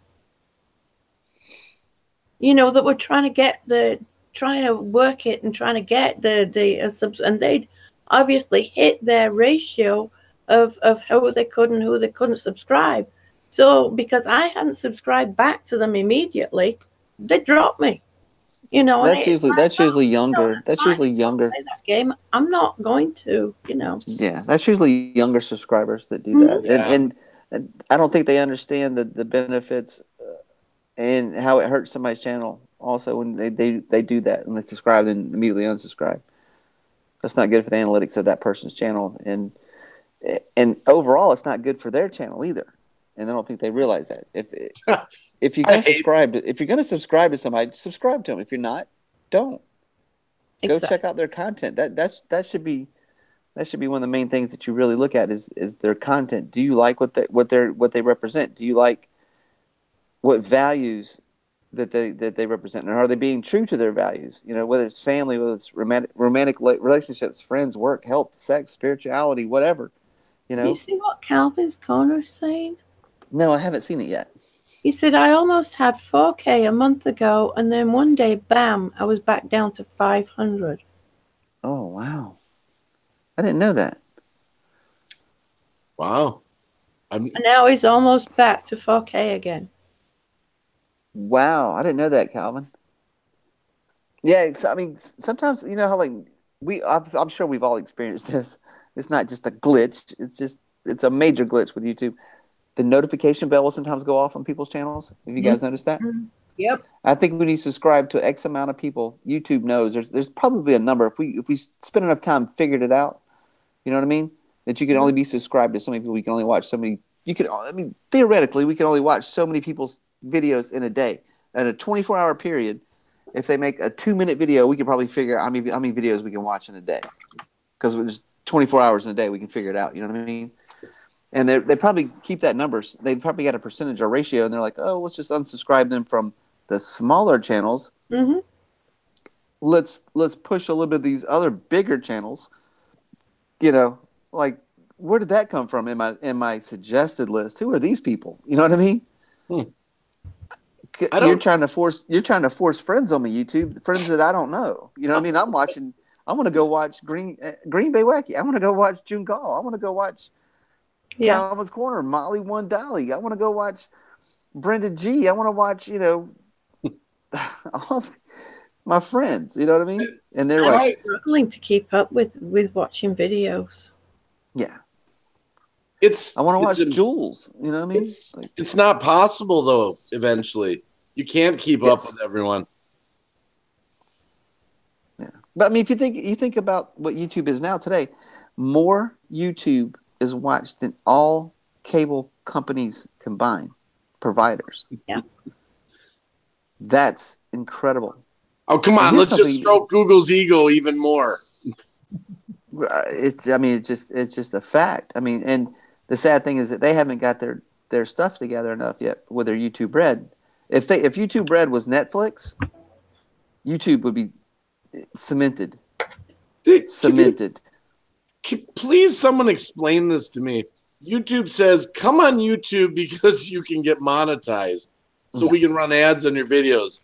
But by the way, we sell a subscription over here to people so they can watch your videos with no ads on them. I mean, seriously? Yeah, but but who's paying for that? You're paying for that. You're paying for a subscription. That's why they're getting away from ads. Well, no, I'm saying they sell the people Red so they can go watch our videos with no ads on them. But then they tell us it's a subscription. It's no different than paying for cable. Oh, but they get the money for the YouTube Red. Well, no, we get a portion of it. If somebody see what from YouTube Red, that's what I said, a portion of it. Right. It's really tiny. I've got like $3. Do you know the portion? Do you know the percentage? No idea. That's the question. That's the question. The $64,000 question. A fraction of a fraction of a fraction. Fine, because if you look in the backside of your analytics, you'll see your this was viewed over here. This was viewed from YouTube Red. So somebody's paying a subscription who's watching yours. It has the YouTube Red that they're paying for each. Yeah, I know. Yeah, I know. And that kind of. So what is that? Somebody, has subscribed to YouTube Red and they're watching my videos. If YouTube Red wanted to be, well, I mean, they're paying for the subscription anyway. It doesn't matter. Maybe they're watching something other they like, or maybe they didn't want to have ads or whatever, But I think it's counted as if an ad would have been there when they come to watch yours. since you're not on YouTube Red. You know, if they were to run an ad there, they just basically take it out of the subscription cost. I mean, if they wanted to be a cable provider and have a bunch of customers, this is basically how they're doing it. They're converting it over. You know what I mean? Well, that would be the proper way to do it. But we're talking about YouTube here. That's what I'm saying. Like, I'm using three choices there. They're going from here to here to here. I mean, you look at 2016. Here was green monetized. 2017, there was like this yellowish kind of caution sign that may be monetized, and then in 2018, 2019, there's like this red stop sign. It has like this Russian sickle on it. Yep. Yep. Content cop.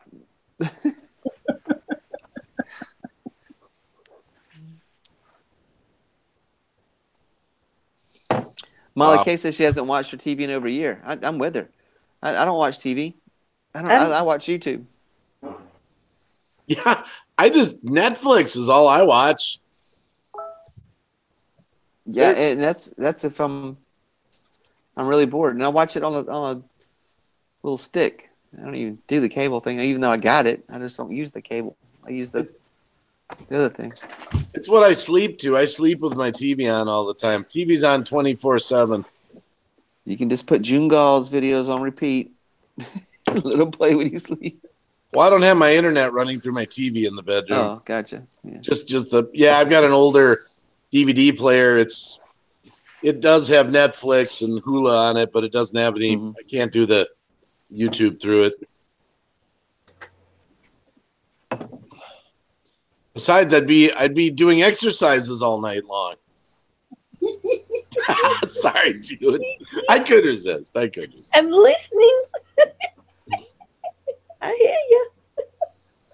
Oh my goodness, your attitude, June, is just. I don't just do exercises. I do cooking.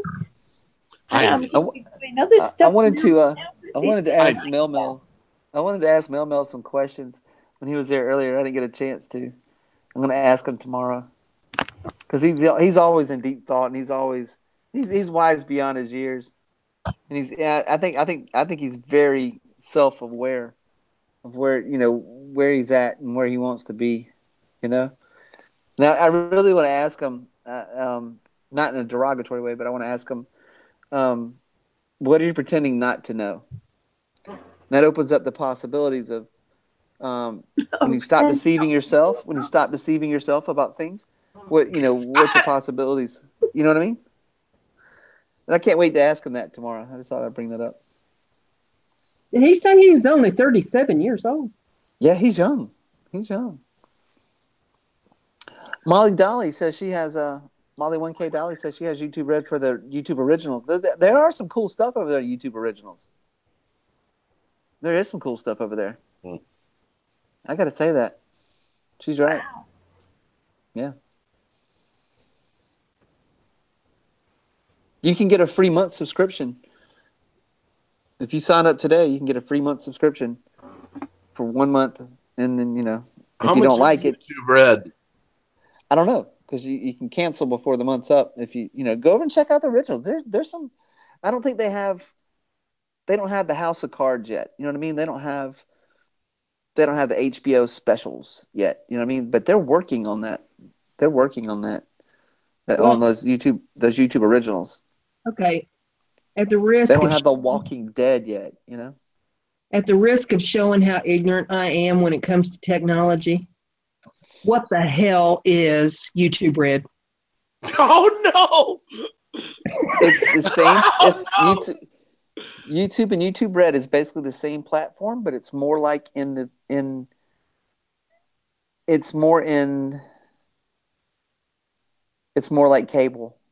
It's more like cable. You pay and you get to eliminate like ads. All ads, and you get to watch TV shows that are put together by YouTubers. They're a little more higher production quality. It's all over the internet, right? No, it's just on YouTube Red. It's like cable. It's like cable. You have to pay for cable to watch HBO or Showtime. Right. It's like getting a special pass to go through YouTube without having to watch all the ads. Yeah, but those videos are specific. Those originals, those YouTube originals are just like getting a subscription to cable because you want to watch, let's say, a crafting channel. And it's a high production crafting channel for crafts that you can't find on YouTube, really, unless you have YouTube Red. Those are all their original shows, their original content. How do you get that on your TV? I don't know. I think you'd have to hook up your computer to your TV to do that. You have to run a whatever cable that you may need because they have like 5 different cables that you can run to your from your computer to your TV. HDMI and SD video. And... Molly Kay says she gets it free with her Google Music subscription, which is pretty cool. Jules, good night. Take care. It's great. Gotta get some sleep. Been almost 2 hours. Good night, Jules. Nice to meet you. Yeah, I've been watching. Jules has been here for a while.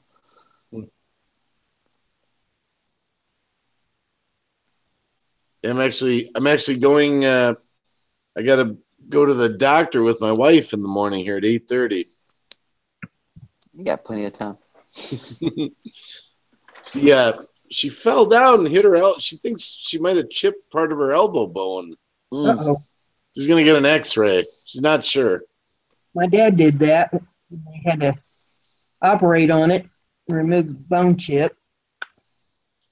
She can't tell. She's kind of like me. It hurts and it feels like something's flopping around in there. Yeah, my dad did it at work. It was funny at the time. I mean, we laughed later, of course, but he worked in a factory, and he said that he was walking down the hallway, and he raised his hand up to scratch the back of his head and smacked his elbow into the brick wall. And chipped the bone in his elbow, so it became a workman's comp situation. Well, this happened at work, so yeah. But at least she fell down. I mean, or she's giving a good story. Dad was just walking down the hall and smacked his elbow on the wall. Wow. So it's easy Mad Hatter with ears.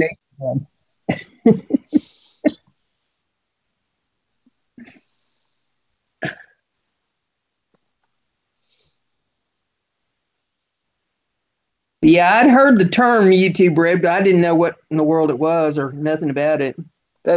And they're going to be pushing it really hard this year for 2018. I'm sorry, it's the communist channel, Yeah. Red. You heard what I said about the sickle earlier? Vladimir is heading it up. Vladimir.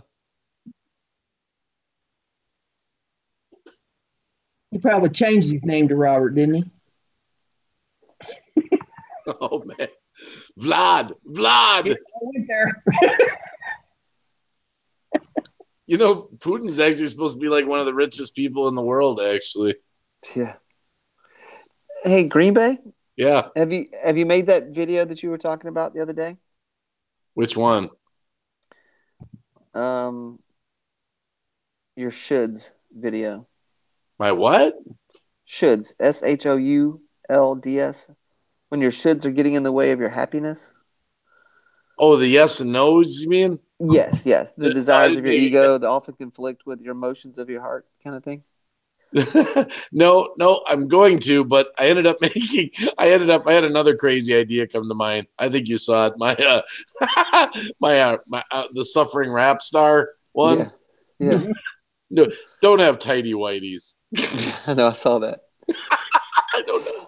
It just came to me. I was laughing. I don't think you've seen the comment I put on that yet. I'm behind on the comments. There's like 200 comments I got to go through.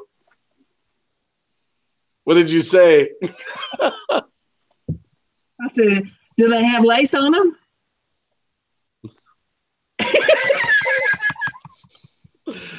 Oh, my goodness. Oh, thanks, Molly. 1K Dolly. Well, Oh, I know how to make a room go quiet.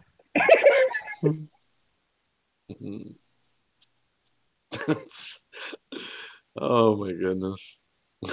Oh no. What? Molly 1K Dolly. Sorry about your aunt Dolly. My aunt, oh, Wow. Wow. she just stumbled, broke her. Oh wow. Yeah, that's Hopefully she's not too far up in age that she can heal quickly, because you say it's your auntie, or your auntie. I know some people say it different, but as long as like a great grandmother or grandmother, hopefully she heals soon, fast. I'll pray for her. A friend of mine did that a couple years ago, and she was laid up for a while. She spent a couple months, I think, in a nursing home going through rehab to get her Mhm. back on her feet and walking around. But she's doing real good now. I mean, yeah, they have great strides in their operating procedures than what they had several years ago. I'm gonna tell you, I do the rocking chair test now. This is my rocking chair test. This right. So in my 20s and my 30s, I was a little more careless. I'd race cars, race motorcycles, and all that other stuff, and I was always like, you know, pushing my boundaries, my limits, and I thought I was indestructible. You know what I mean? Now that I'm older, my body's kind of like, that hurts. You know what I mean? Like, just to get out of bed in the morning, it hurts these days. But like, but I was oh like, when I was younger, I was like, wait. I, Hey. I would question myself. I was like, what would I do if I wasn't scared to do it? You know what I mean? And the ideas that I would come up with, I was like, let's go skydiving. So, I'd call up and find out where the closest place to go skydiving. So I go skydiving and stuff. And now, because I was thinking, when I'm my 90-year-old self is sitting in the rocking chair on the porch, and I'm looking back at my life, and if I was, to say all these great things I did, how beat up and scratched I would be when I went to heaven. Now I look back and I'm like, I would advise myself at 90 to look back where I'm at now, at my age now, it'd be like, take it slow, take it easy, don't hurt yourself. Let's don't walk with a cane. You know what I mean? Hey, Please be, Rebel. please be safe with my hips. Yeah. I don't know if I did this right. I added Hazel to the room. Will she be Uh-huh. able to get in here then? Yes. Do Yep. does she need a link or will it just show up for her now? If you type in that chat, you just put hi, it'll ring in her chat. Just type the word hi, and that's all you got to do, and send it. And then if she can click the bar, she can get in. Wow, she's 71 years old, but she acts 19 years old. I appreciate the prayers. Hey, I've seen some really older people who have more energy than me. Oh That is a Lord, I tell you what, I'm done fact. more out because of all the work I did on the farm and all heavy labor and stuff. That Mm, it's taken its toll. I'm made up with arthritis. I now I have to rock to get out of a chair. right. My momentum going. I was I was I was in college. What year was it? How old would I have been? I was 19 or 20. And I remember this. We went on a school trip, a camping trip, and it was during the Thanksgiving holidays, which kind of pissed my parents off. But the thing was, they had to take one student with them to be able to get the school to pay for the gas and the bus and all the stuff.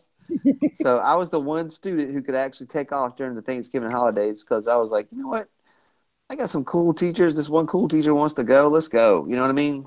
I'm gonna go hiking in the Blue Ridge Mountains. I'm down for that. And they were able to invite some other people, older people and people who weren't at school, to let them come and like and join in this camp out thing. And they brought this lady named Eloise. Eloise was 89 years old, and she had a shirt that said, "Hi, I'm Eloise. I'm 89. 89 is not old if you're a tree." And it had these circles, like the center, like the little circles of a tree. Like, can you cut a tree in half? Eloise, 89 years old. I'm in my prime, man. I'm 19, 20. This lady out hiked me, outpaced me on the Cedar Mountain Trail. This Cedar Mountain Trail is no joke, man. I was grabbing my knees and I'm like bent over, like just breathing hard, like oh God, please let me get through this.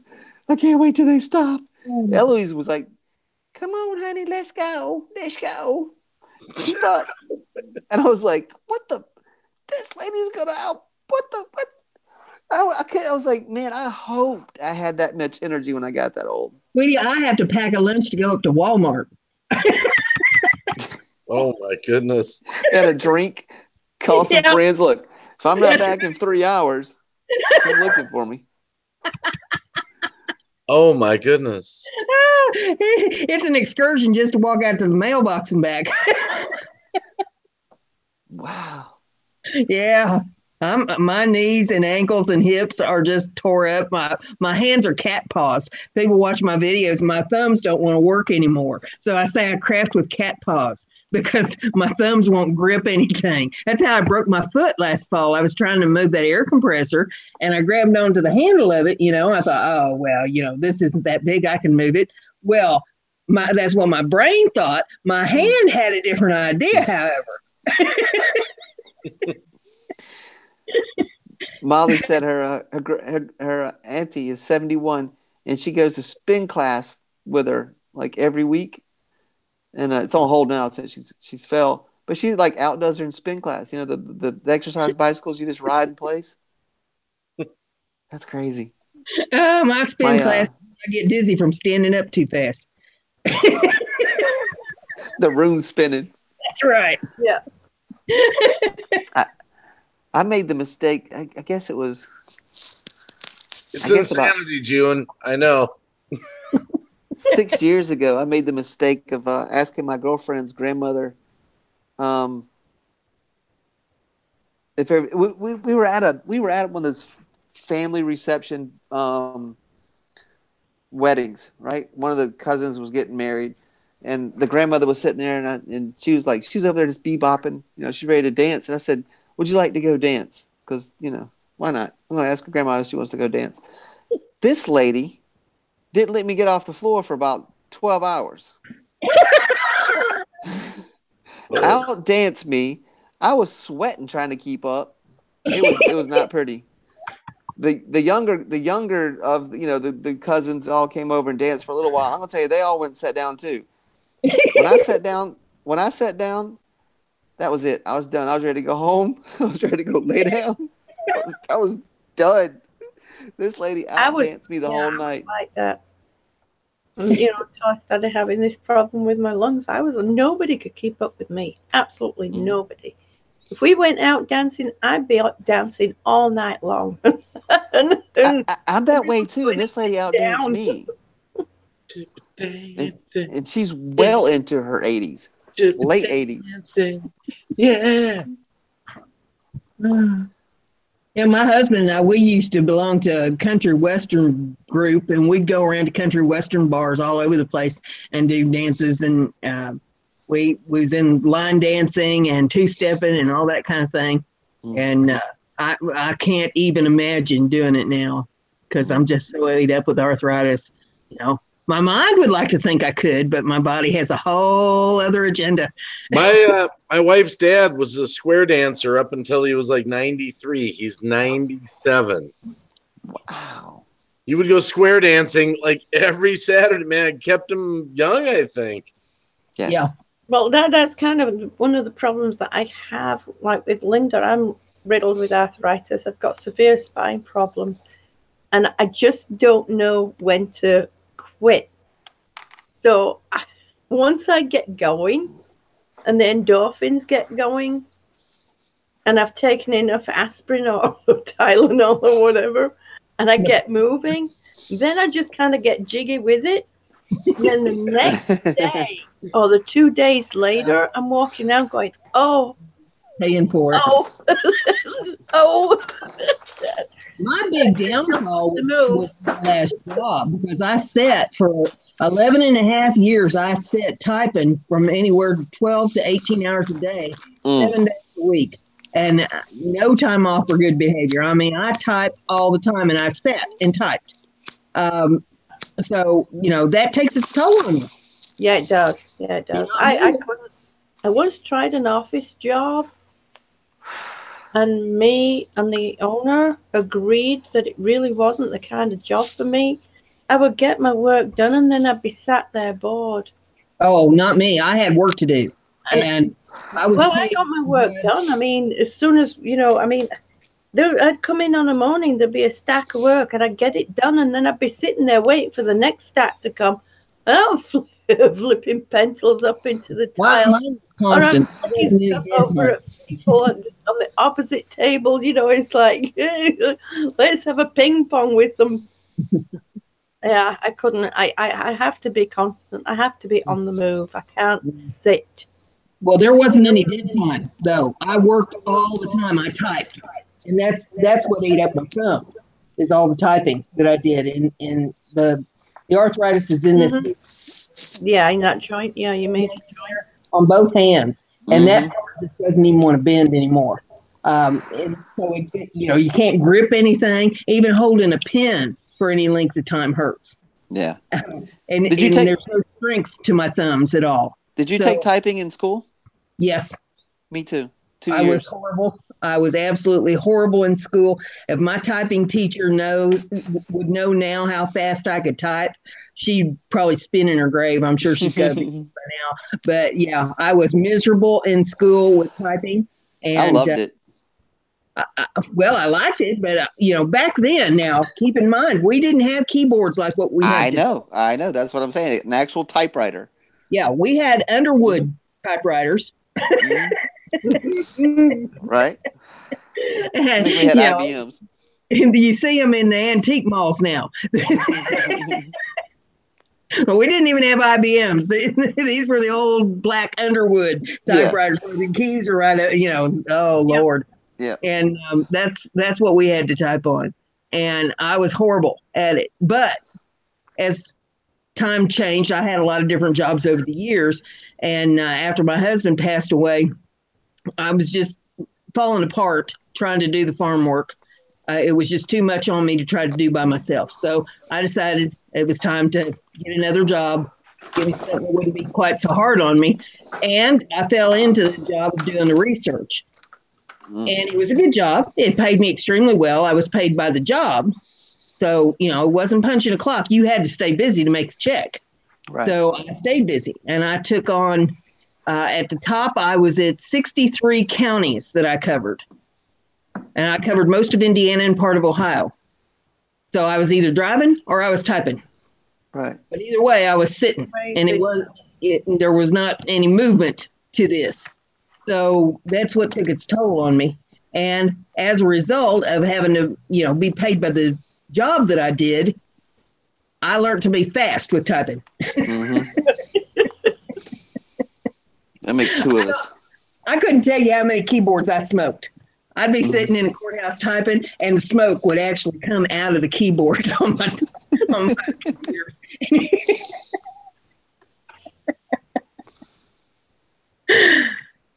Oh my gosh. But I remember yeah, I went to go apply for a job at a local place one time when I was still in college, and it paid freaking unbelievable for just for that job, and I won't say where and what, but I had to take a typing test, and the guy said, "Good luck."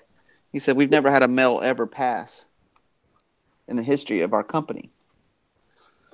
He said, the only reason I got the job is because I was allowed to exempt because I won't be doing any typing. And it was funny because I was the only person who ever passed the test, but I still didn't get the job. He went back. He made me take the test 3 times. He's like, "I can't believe you passed." I was like, "Excuse me?" He goes, did you copy or what'd you do here? And I was like, "No, I'll do it again." And he watched me. He went and got the whole crowd, all the ladies from another room. And they come and watch me type the 3rd one. And they were like, "Oh, he's hired. He's hired." And I didn't get the job. well, they couldn't have you in there. You'd show somebody up. I guess so. I guess that's what it was. Man, I'm just realizing Brenda and Jew have some incredible stamina also for staying up late. They're like insomniacs like me, I think. Yeah. Well, yeah. Yeah. I'm just gonna go. I'm gonna say goodnight anyway because I'm starting to feel myself, and I'm not. I'm just not gonna make my live stream in the morning. I know it. You got batteries. I'm gonna blame you, Green Bay. Me? Don't blame me. It's Rebel. It's his fault. June's out of batteries. All right, go to bed, June. Go to bed. I'm going to go to bed. Hey, we love you. Love you all. Thank you ever so much. Take care, June. Yeah. Talk to you later, everybody that's in the chat, the few people that are out there. Love you all. Sweet dreams. Night. Good night. That's awesome, lady. And then there were 3. But I invited Hazel. We'll see if she comes. Might be a little late for her. I don't know. What she's at Texas, right? No, it's the other way. She's New Mexico or whatever. So it's earlier for her. Yeah. At least 1 to 2 hours earlier for her.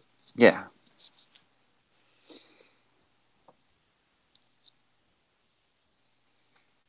So what's the next topic? What are we going to talk about? I was just in my mind. For a moment there, I was just trying to remember what day of the week it was. I'm definitely Friday. I'm like March 23rd. Oh wait, it's Friday. I was like, it's Friday, right? Friday. Yeah, it's Friday. Okay. Yeah. I gotta look back at the chat. Who's hanging with us? We still got some people here. Molly, we she's got still 11. typing a lot. Yeah. Got some lurkers. It's fun to lurk. Some of them fell asleep. There's nothing wrong with that. You can fall asleep on the live stream, live chat. I've been in some. Trust me, I've had some people on the panel who fell asleep. That's a fact. I can go back and show you the videos. I've never had that. Well, we are all different. We're on different time zones, and he's in a different country, and he's kind of notorious for it. He's not, I've been on his live streams where he fell asleep, and the panel and I just kind of took over until he woke up, and then we ended it. Man, you wouldn't want me sleeping on the panel. I snore so bad. Oh, man. On a panel here a while back, and it ended the show, so we were in the after chat, and they all got to drinking on there, and one of them drank until he laid down on the floor, and you couldn't see him with the camera, but he kept talking, and we'd ask him, "Where are you?" And he says, "I'm right here. Can't you see me?" And he drank himself flat to the floor. Well, I remember that one night, Jeepers, we were in a hangout till like 9 in the morning or something. I was working on my truck, and I was down here working. I'm still here. It's like I've done that. The computer's up here, and I was down on the floor. You're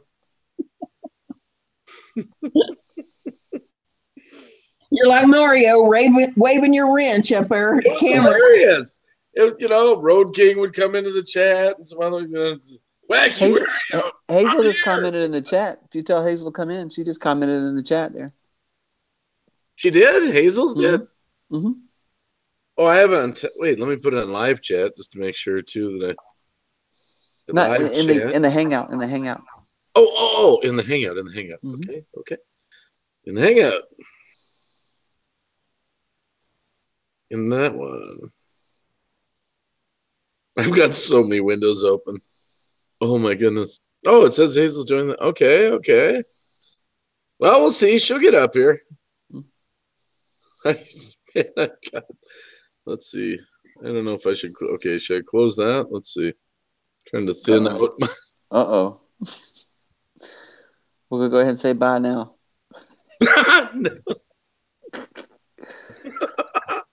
Okay. Oh, wait. I think I closed the YouTube, like your channel. Wait, I got. Holy crap. Bunch of windows open, huh? Oh my goodness, I have a lot of windows open. I'm like, wait a minute, how many windows do I got to open here? Okay, I got to reopen. There we go. No big deal. I got plenty of time.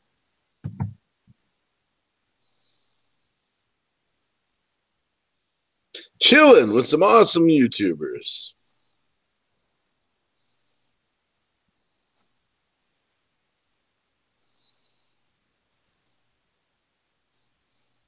I want to ask. Brenda said something. Guess it's been over a week. Oh, never mind. I lost that train of thought there. I was thinking. Brenda, you made a comment about something. Trying to get it back. I lost it now. I make a lot of comments about a lot of things. Oh my goodness. I think it was a training. I think you were talking about training about every 90 days or something. You said you did door-to-door sales or something. Is that right? Did you say that? I never did door-to-door sales. Now, I did different kinds of sales. I did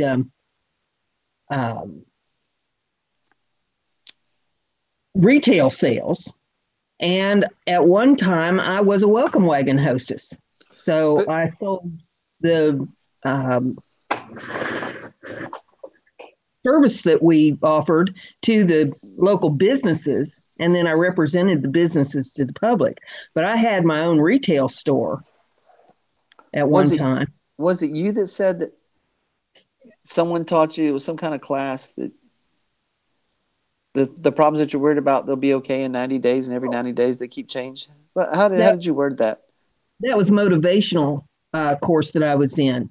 And the instructor was talking to us at one point and said, listen, whatever it is that you're worried about now, you don't need to be worried about it.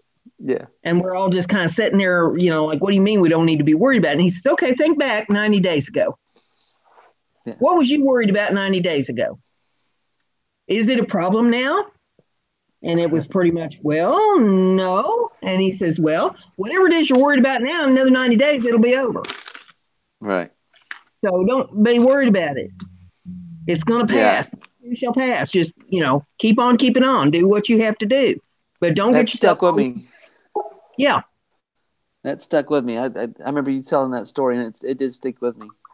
Yeah. Don't get yourself all worked up, Twitter-pated about it. Just move on.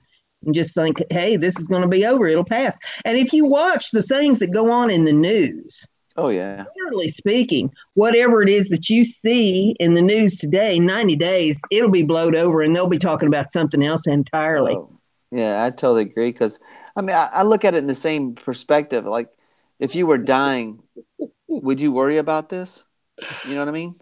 You're getting hit on in the chat, Rebel. Say, what? Sorry. What happened? Burning Aries? Is he on? Hey. That's my buddy. Hey, there's Hazel. There's Hazel. Hey, Hazel. Hey, Hazel. How are you guys? Burning Aries has a phenomenal music channel, man. You guys have to check out his original music. He writes the music. He's a lyricist. He does everything from top to bottom. He records it. He does everything with his own music. He has his own production studio and stuff in his house. Are you on the hoverboard? No. Okay. How you doing, Hazel?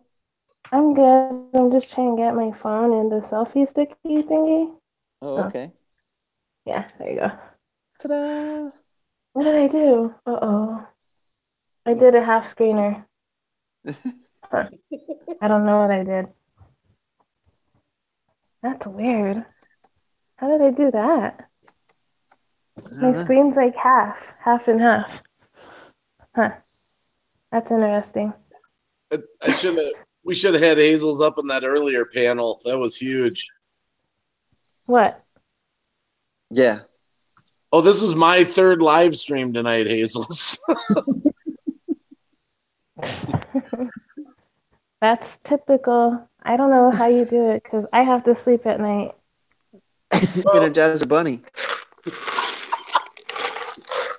I'm like, I have to sleep. It's too much for me. I do sleep. It's just not at night. Like this. I'm a night owl.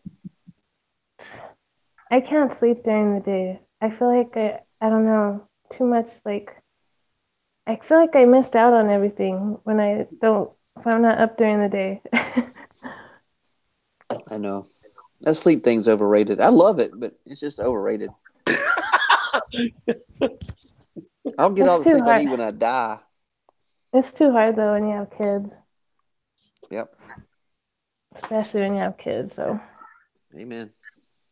Because if they're being quiet, they're up to something. Mhm.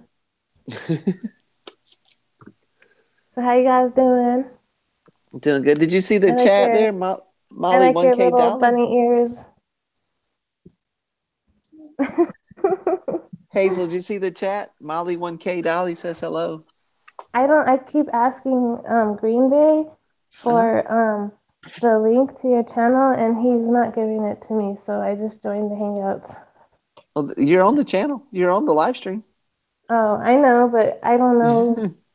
You can't see the Hangouts. I'm probably for sure subscribed to you, but I don't know the name of your channel. Oh, it's Rebel State Sovereign. Oh, Okay. Hazels, have you not met Rebel before?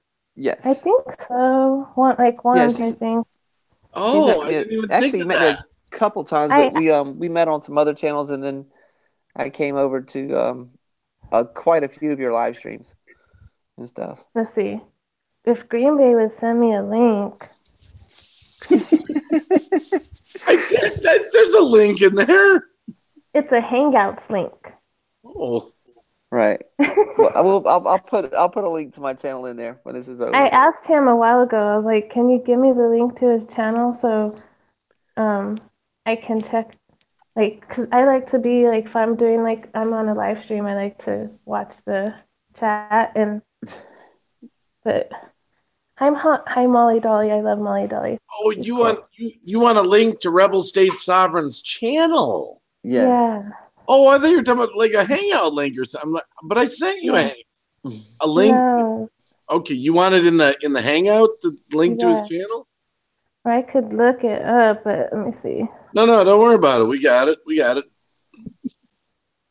All good. I get it. Give me time. Okay. Hurry up.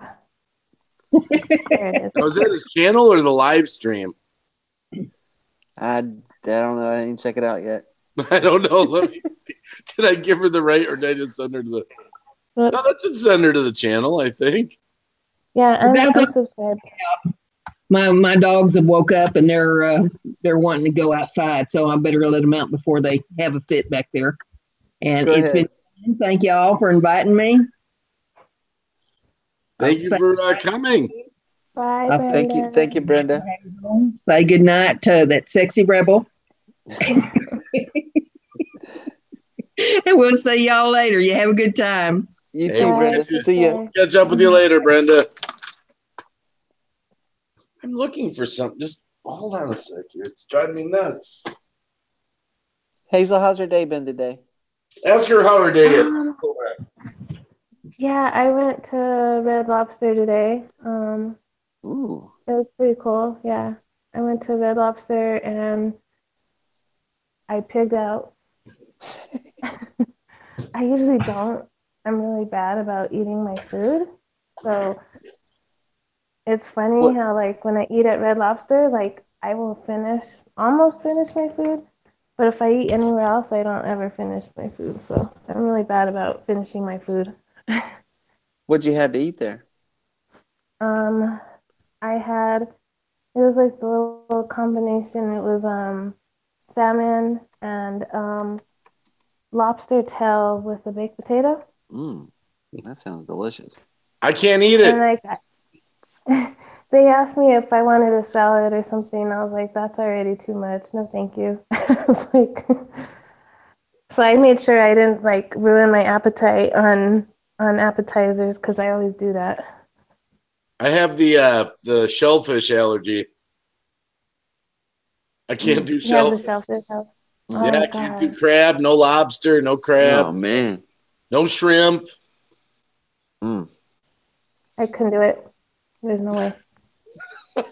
That's like being allergic to milk and stuff and ice cream and Oh, I know. That's like being Oof. allergic to sugar to me. Right? Oh my Could you imagine that? Oh my goodness. Yeah, that'd be terrible. Oh my goodness. What a day. Oh my goodness. That would be hard. I don't think I could live with life without sugar. I don't even, honestly, I don't eat sugar, so. It's I mean, well, it's got to be like in your natural foods. Like there's natural sugars. You know what Yeah, I well, mean? like that, but I don't crave it. Like, I don't crave ice cream or like candy and stuff like that. I've always been I like do. that since I was younger. I used to I get do. like cavities and stuff in my mouth, and my mom never understood because my mom was a dental like assistant, kind of like a hygienist, Mm-hmm. and she'd always tell her boss, like, I don't know how she gets cavities because she's not a candy eater. And my mom was Mm-hmm. really strict with my teeth being clean. So we never understood why I always had cavities. Yeah, that was fun. Did My you have kids those have like, sealants? yeah, my kids don't have any problems with their teeth though. Thank God. Like I don't have my teeth are pretty straight. I've never had braces, but I had a lot of like problems with getting cavities though. So at least I didn't have to get braces. So I've had a lot of work done to this mouth.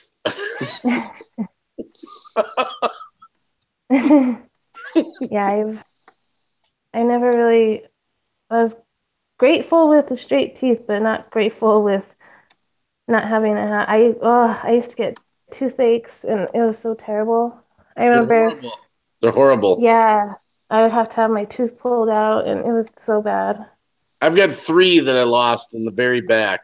Thank goodness none of the front ones. Yeah. Yeah. I've had 3 pulled. It's pretty good though for 51, you know. I think I Yeah, have Right. 4 teeth. I got like 31 left, you know. I don't have a snake on me. I was kind of thinking I was I was just slacking and thinking maybe about that. Where's the yeah, snake? Mm-hmm. I know. Sleeping. But I should guess get what, one. Haley? My yellow snake just ate like 2 days ago, and my banana. Sorry, it's so hot in this house. Like we have the heater bumping, and lately we've been having the AC on. So I'm like, we don't need the heater on. um, but yeah. So my little tiny cinnamon, she's like really little. Um, she's like eating like really big rats. So Mm. I was kind of surprised. She's hungry. I, yeah, a very hungry snake. Oh man. Yeah, I my snakes are very they have a very good appetite. Mm. Most of them do, anyways. How often do you feed them? Once a month, or how does that work? Once a week, and then just depends what kind of snake they are. So if it's a boa And their constrictor, size? no, if it's a boa constrictor, you only feed them every time they obviously have a bowel movement, Right. and they can't Yeah, be she fed showed as us often. that. They can't. Well, that's how you know when to feed them. They can't eat as often as a python. A python, they eat like every Tuesday, and boa So, yeah. constrictors, they can't handle food that often. I mean, some. The thing is they'll take food whenever you give it to them, and people tend to overfeed boa constrictors a lot. So, and it's because like they're eager to eat all the time, but you're not supposed to feed them like that. So. How much does one of those cost? Like a rat? I mean, Um, are they like expensive? $10, That's ten it? dollars for $10 for a one big rat. Wow. Yeah, so it's pretty expensive because I'll need one for white snake, one for hazels, one for Why banana. don't you My raise black. them? Oh no, thank you. I'm Cheaper allergic to to breed them. dogs. I'm allergic to like dogs and like rats and stuff. So I feel like I'm constantly with allergies when I'm at home because I have a dog here. Mm-hmm. Um, it's not like extreme allergy like when it comes to my the dogs, but when it comes to like rats and cats and stuff like that, or rabbits, it is like a very intense allergy. Not to the point where I'll be in the hospital, but it's pretty miserable. That's the way it gets when I go to the relatives. They have cats and dogs. Just a lot of allergies up on the farm, and man, I get stuffed up for like a week. If you come visit, you better bring some Claritin. Oh my goodness. I said both of you last time I was up at the farmhouse, I was like, that's the last time I will sleep in that house. And they're the nicest people. They're my relatives. I love them, but they got like the shag carpet that hasn't been like shampooed for like 40 years, you know? I shampoo mine every Sunday. I mean, oh my goodness. It's kind of different. I'm not used to seeing hazels without a snake. I know, and I'm like dying over here. I need to like put my hair up. It's good actually. You can just be yourself. You don't need to deal with a snake. I need some type of hair thingy. That's not gonna work. I have 4 cats, 2 dogs, She's getting hot flashes. Hamster. Come on, you're too young. I can't find it. I'm like going about to go get like a string or something. I don't know. I don't want to go to my room right now. Let's see. You got 14 in the chat. Rebel, my man. Pretty good for 4 in the morning. 5 in my time. Yeah, 5. That's right. You're ahead. 5:07. Yeah. I'm kind of curious about this cotton candy grapes that Molly. 3:07. Sorry. Molly was mentioning earlier. That sounds good. Cotton candy grapes. Cotton candy grapes. Cotton candy grapes. 8 grapes in my mouth. 8 grapes in my mouth. That song. Oh my God. That video. Yeah. Oh, that. I'll be right back, you guys. I'll be right back. Okay. Yeah, Ryan from Nigga Higga. Man, that video is. He makes some great content. It's so funny. Wow. Molly says she has a Russian blue. He's moody and bossy. His name's Kevin. I've got 4 cats, 2 dogs, a hamster, a rabbit, and countless fish. I've lost count. I have no idea how many I have now. I grew up with pets, but our last dog was about 12 years back or something like that. We had to put her to sleep. She was just too old, and she had a big she had cancer all over her body. Mm-hmm. And ever since then, we're just petless. We haven't had any. My kid's allergic to the dog hair, but I grew up with pets, man. We at one point had about 30 dogs and cats at our house. Oh my goodness! Wow. Well, that was back in the 70s, and that probably would nowadays probably be, I don't even know if that's legal, you know? Right. I mean, oh my God. And you know what's funny? I can still see their faces in my mind. And I'm 51 when I was like 6, you know? Hold on. Oh, she's back. Yeah, I had to go get my hair. I need to put my hair up. It's driving me nuts. A thing. You had to get a thingy. A thingy. Yeah, to get a hair dye. My hair is driving me nuts. Oh, that's all right. I've got a house full of girls, so we have so many of those hair thingies everywhere. Everywhere. The scrunchy ones, the rubber band I find them ones. in the kitchen. I find them in the washer, the dryer, everywhere. Well, they buy the packs with about like 80 of them, you know? It's like, all different colors. I don't care if they lose one. So what? I got 79 more. Yeah, and then we lose like all of them. I don't know. I swear the dog eats them or something. I don't know where they go. Oh my goodness. I'm like, where in the heck did they go? I already need to buy a new pack, and I just bought like a new pack. I'm actually amazed that I'm here, and I'm amazed Hazel showed up. I can't believe I finally got into this room. I know. I was starting to. What was happening? Oh my! You're not gonna believe this. Okay, this is on me. You know, in the Hangout, you got the circles of the people, and then you got the little triangle that points up to the camera, right? Mm-hmm. No one ever told me that the green bar part is a different link than the camera itself. They're actually two different links to the room. That no one never told me that. Don't give me that look. No. I don't know what you're talking about. Yeah. Okay.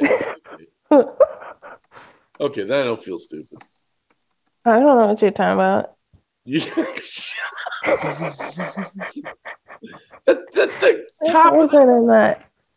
the top of your hangout window. My hair's tangled. Sorry. That's fun. Rebel, this is good entertainment. My hair's tangled. There's a big old knot. By the way, I'm going to say it again because Rebel's going to agree with me. You can sing. You could start a singing channel, Hazel's. By the way. Oh God, I was gonna do one. I was gonna do what is that? That small. God, I'm not even gonna try to untangle that. I was gonna try that small, or what is it called? Small music. Smule. SMULE. Smile. I don't know. I always call it smile. My daughter gets mad at me. She's like, "That's not what it's called." But I was gonna try it. Hemjold was asking me to sing "From This Moment" by Shania Twain. Mm-hmm. I don't really listen to country. I used to kind of when I was younger. So I'm familiar with the song. So I would be ballparking it, like I would just be guessing. So I guess I could try it out. We're just gonna sit here. I guess Hazel's. Go ahead, knock us out. Oh no. Okay, I tried. I am not that brave. Yes, you are. I've seen you on a live stream doing it. Yeah, that was the last time. And you crushed it. You killed it. You killed it. Yeah, it sounded like I think I blew my dog's eardrums.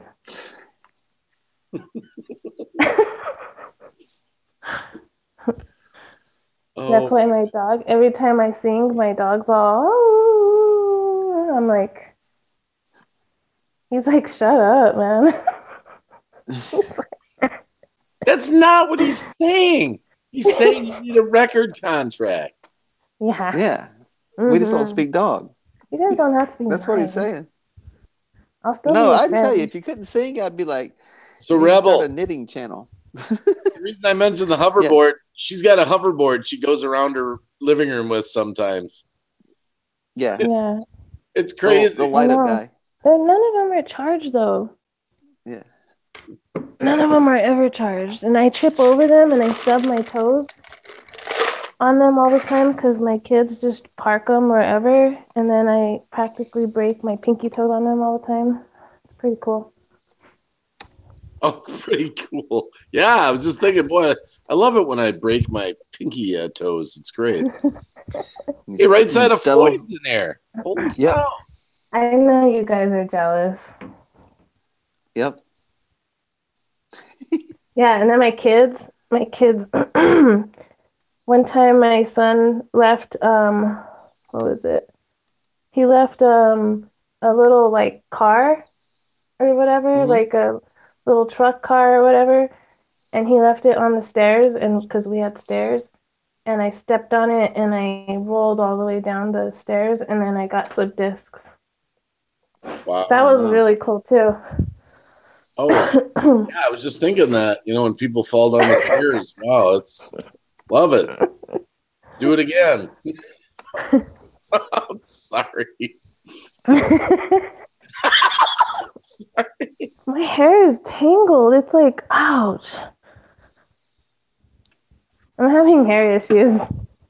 I used to have long hair like yours back in the day. Me too. Yeah, right. No, really?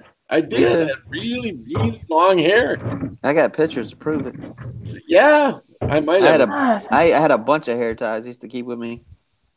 I cut it for Domino's when I went to work at Domino's when I was 17. You see, I was a man. Oh, go ahead. Yeah, go ahead. No, you go ahead. Oh, pardon me. I was emancipated when I was 17. I moved out of the house. I was an adult. I was in a Christian school, so we had to keep this crazy haircut. It's almost like a bowl haircut. Had to be off the ears, off the collar, and 2 fingers, I think, above the eyebrow. I think that's how it went. It was ridiculous, man. And I was like, as soon as I'm out of here, man, let my hair grow out, and I'm not cutting it ever unless it just needs it. They got those rules. They got those rules. Oh man, I hated that haircut. I had to rock that for so long, and Briar Tuck, Christian private school, and then when I got the chance, man, I'm telling you, I let it grow out. It grew all the way to my butt, man. And then I'll tell you, nobody in the '80s, like late '80s, early '90s, had like the hair bands didn't have nothing on me. Glam rock. Yeah. Yeah, I had hair past my butt too. My daughter got my hair. And she will not let me touch it. She was talking back to me all kinds today. She was talking back to everybody. She was talking to my son, to my husband, to me. She was just going off the chain today. She was. Oh, Hazel's, yeah. I could tell you stories for days on end. She's a little brat, man. Well, they go through these waves. And sometimes, you know, you just want to really, you know.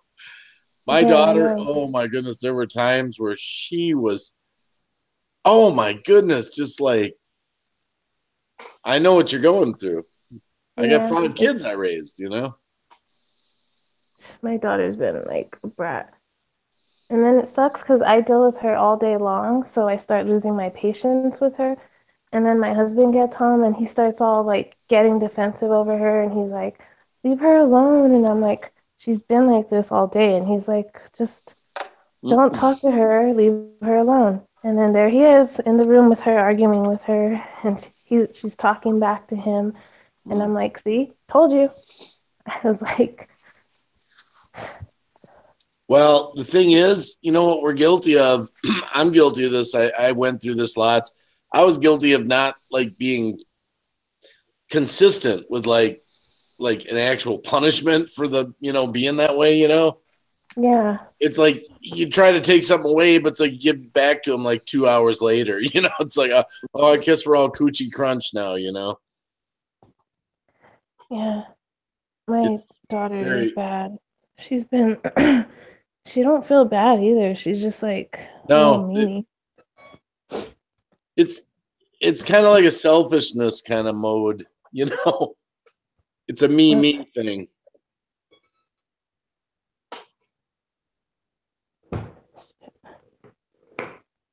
That sounds broken. Man, there were some times with Emily when we were younger, when she was like, oh, like, you know, 9 or 10 or so. She got so out of hand. There were a couple times I had to like sit on her and like hold her down, like until she calmed down, you know? Mm-hmm.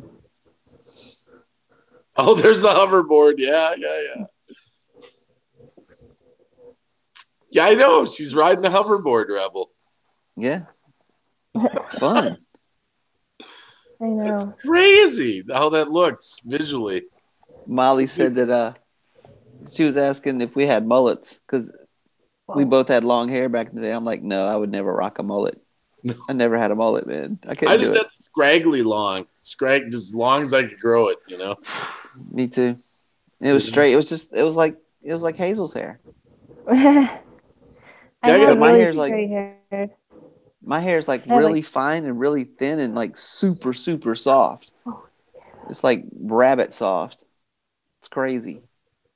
Well, mine's so wavy. When I go get it cut, if I want to spike it and gel it, they always tell me the same thing. They say, you know, you're cutting all this hair off, and I have people that pay me to put waves in their hair like yours. You know, we always want the opposite. If you got straight hair, you want wavy hair. You wavy hair, you want straight hair. Okay. Man, I'm sorry to hear that about your.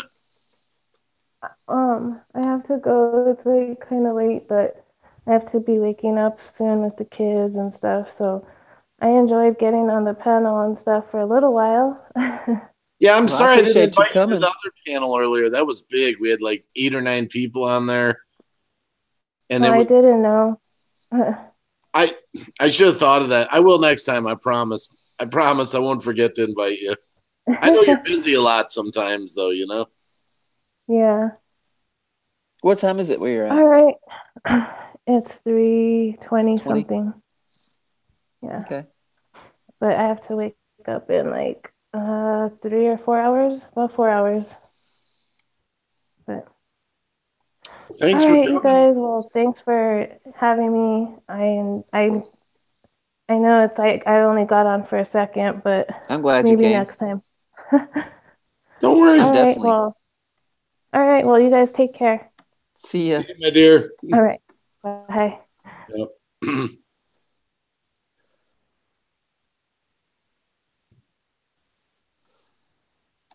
That was cool. Yeah, man. I'm surprised she didn't have a snake with her though. Oh, she usually does. She usually I know. does. And they like come out of nowhere. Like she just pulls them out of nowhere. Like Oh, I know. Oh man. It's oh my 2, goodness. 3, 4. I'm like, holy crap. Well, she loses them in the couches sometimes and stuff like that. And it's Right. funny. I can't have that many snakes in my house. Holy crap, I couldn't do it. I can't do it. Well, the one thing she I'll always take all does, my the one thing when you watch like how she handles them, what she always says is you got to just grab them. Like if you hesitate, she says they'll bite you. When you just grab them like you're the master kind of thing, you know, that's when they. If you like, oh, I don't know. She says if you like hesitate, they'll get you. right. But I've I'm gonna tell also you, watched. snake bites me, I'm biting it back. Gotta love Carpet Pythons also handle snakes pretty good. I don't know if you've watched her channel. Mm-mm. No, I haven't. Yeah, she'll have them curled up around her arm and explain how they. So both of those two are really good with them. Mm-hmm.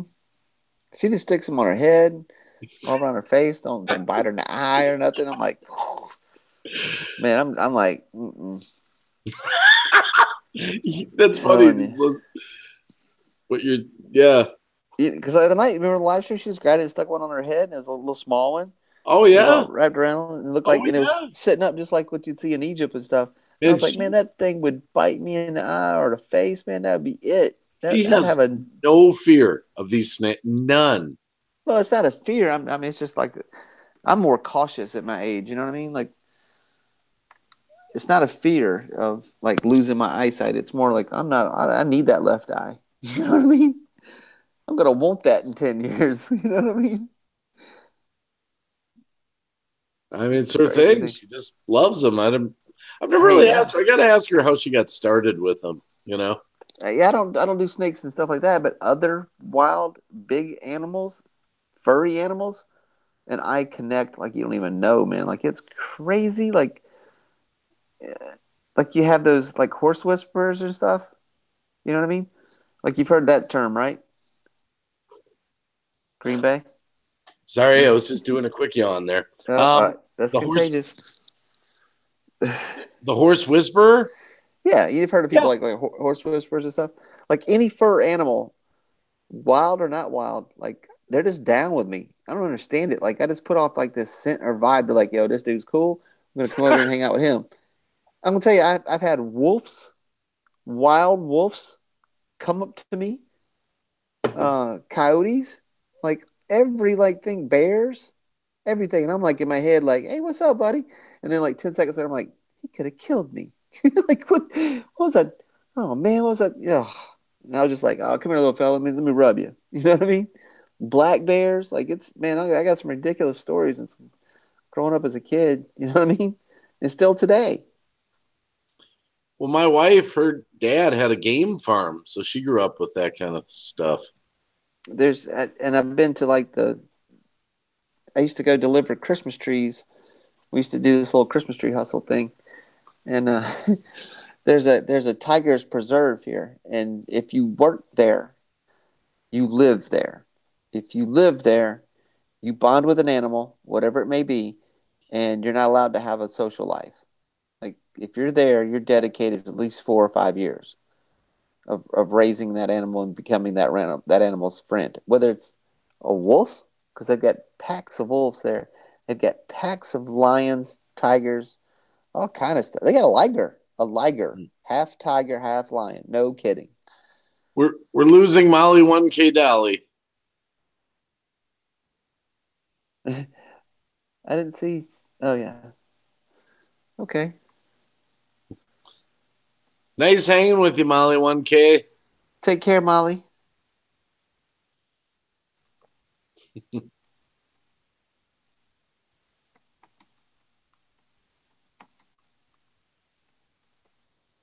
Wow. You see right side of Floyd? I answered him. I don't know if he saw my comment earlier. I think he might still be here. I'm not sure. Mm. No idea. Mm. We should probably call it, man. It's getting kind of I late for gotta both say, of us. I'm starting to feel it a little bit, Rebel. Oh, come on. Not you. Not just Not a little. you. I mean, I've been live streaming. I started at 7:30. Hey, I understand. Totally. And then we did our panel. Yeah. And before that, it's been a blast though, man. This has been fun tonight. It's been a long day, man. I'm gonna tell you, I'm feeling it too. I'm not gonna lie. Had a long day. Wait a minute. Did you admit to being a little tired? Dude, it was a long day, and you would love the hustle that I worked out. I tinted some windows on a car for some 22-inch rims and tires today. I still got to buy some more tires, but some 22-inch rims for my Escalade. So kind of excited about that. I got to go take them and hit them with some Coca-Cola, and a 000 pad. And just take off a little bit of surface rust, just a smidgen, if any. You know what I mean? And then I'm probably going to powder coat them black and put them on, or gray. I don't know. I haven't decided yet. Cool. I don't know yet. You did some window tinting for that? Yeah, dude. I'm a master window tinter. Like I know you told me that. Yeah, my skills are. I used to do it on my cars, but I was never a master. Yeah. Actually, I got kicked out of the. They have like a World Olympics kind of thing. Like it's actually the World Tin Off they used to have every year, and I won 8 years in a row, and that was it. The 9th year, they told me when I went to registration, they're like, "Look, you can't win no more. Like we're gonna disqualify you, no matter what." Because everybody was bitching because they were like, there's no way you can win 8 years in a row. Man, I'm just that good, really. It's something I'm really good at. You know what I mean? Like everybody's got that one talent they're really good at for no reason. You know what I mean? Or their job. Like I got a buddy, man. He's better at sheetrock. I've been doing sheetrock since I was 10, 11, 12, like sheetrock mud. You know what I mean? Like I'll put it on and I'm good. I'm really, really good. Really, really good. And he teaches me something every time I watch him do it. Every time you know what I mean? Like he does sheetrock where you don't have to sand it. A whole house, even a remodel job. And he uses 20-minute mud that he mixes. It's not pre-mixed. You know what I mean?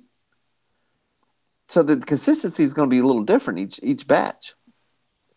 Maybe a little drier, a little wetter, whatever, especially in 20-minute or 40-minute mud, And man, I'm going to tell you, he lays it on the wall. You don't have to sand it. You can just paint it. It's crazy. The dude's insane. Just talented. He's like the Bob Ross. He's like the you know what I mean? Like he's Picasso, whatever. I don't know, man. I wouldn't say Picasso. All right. Well, let's call it a night. I'll thank everybody. Yes, got everyone. 11 people still watching. Yes. And learn something new every day about the little hangout thing. That's hilarious. Oh my goodness, dude! I've been there. I know. That's why I was like, I'll give him time. I won't. I know. Dude, I'm sitting there looking at it right now, and I'm staring at it and going, dude, no one ever told me that the green bar and the camera with the triangle are two different live links. Right. And they actually each take you into a room. It's hilarious. That was so funny. Cab 7, he saved me, man. I felt like an angel came like, Dave, it's Cab 7. I'm here to save you. Let's end the live stream here. Well, thank you guys for coming by and enjoying it. Green Bay, I'll let you finish it out. You can close it out. What, me? Yeah. What's the close out? I'm going to sleep. The last word. The last word is, I'm going to sleep. Thanks for coming.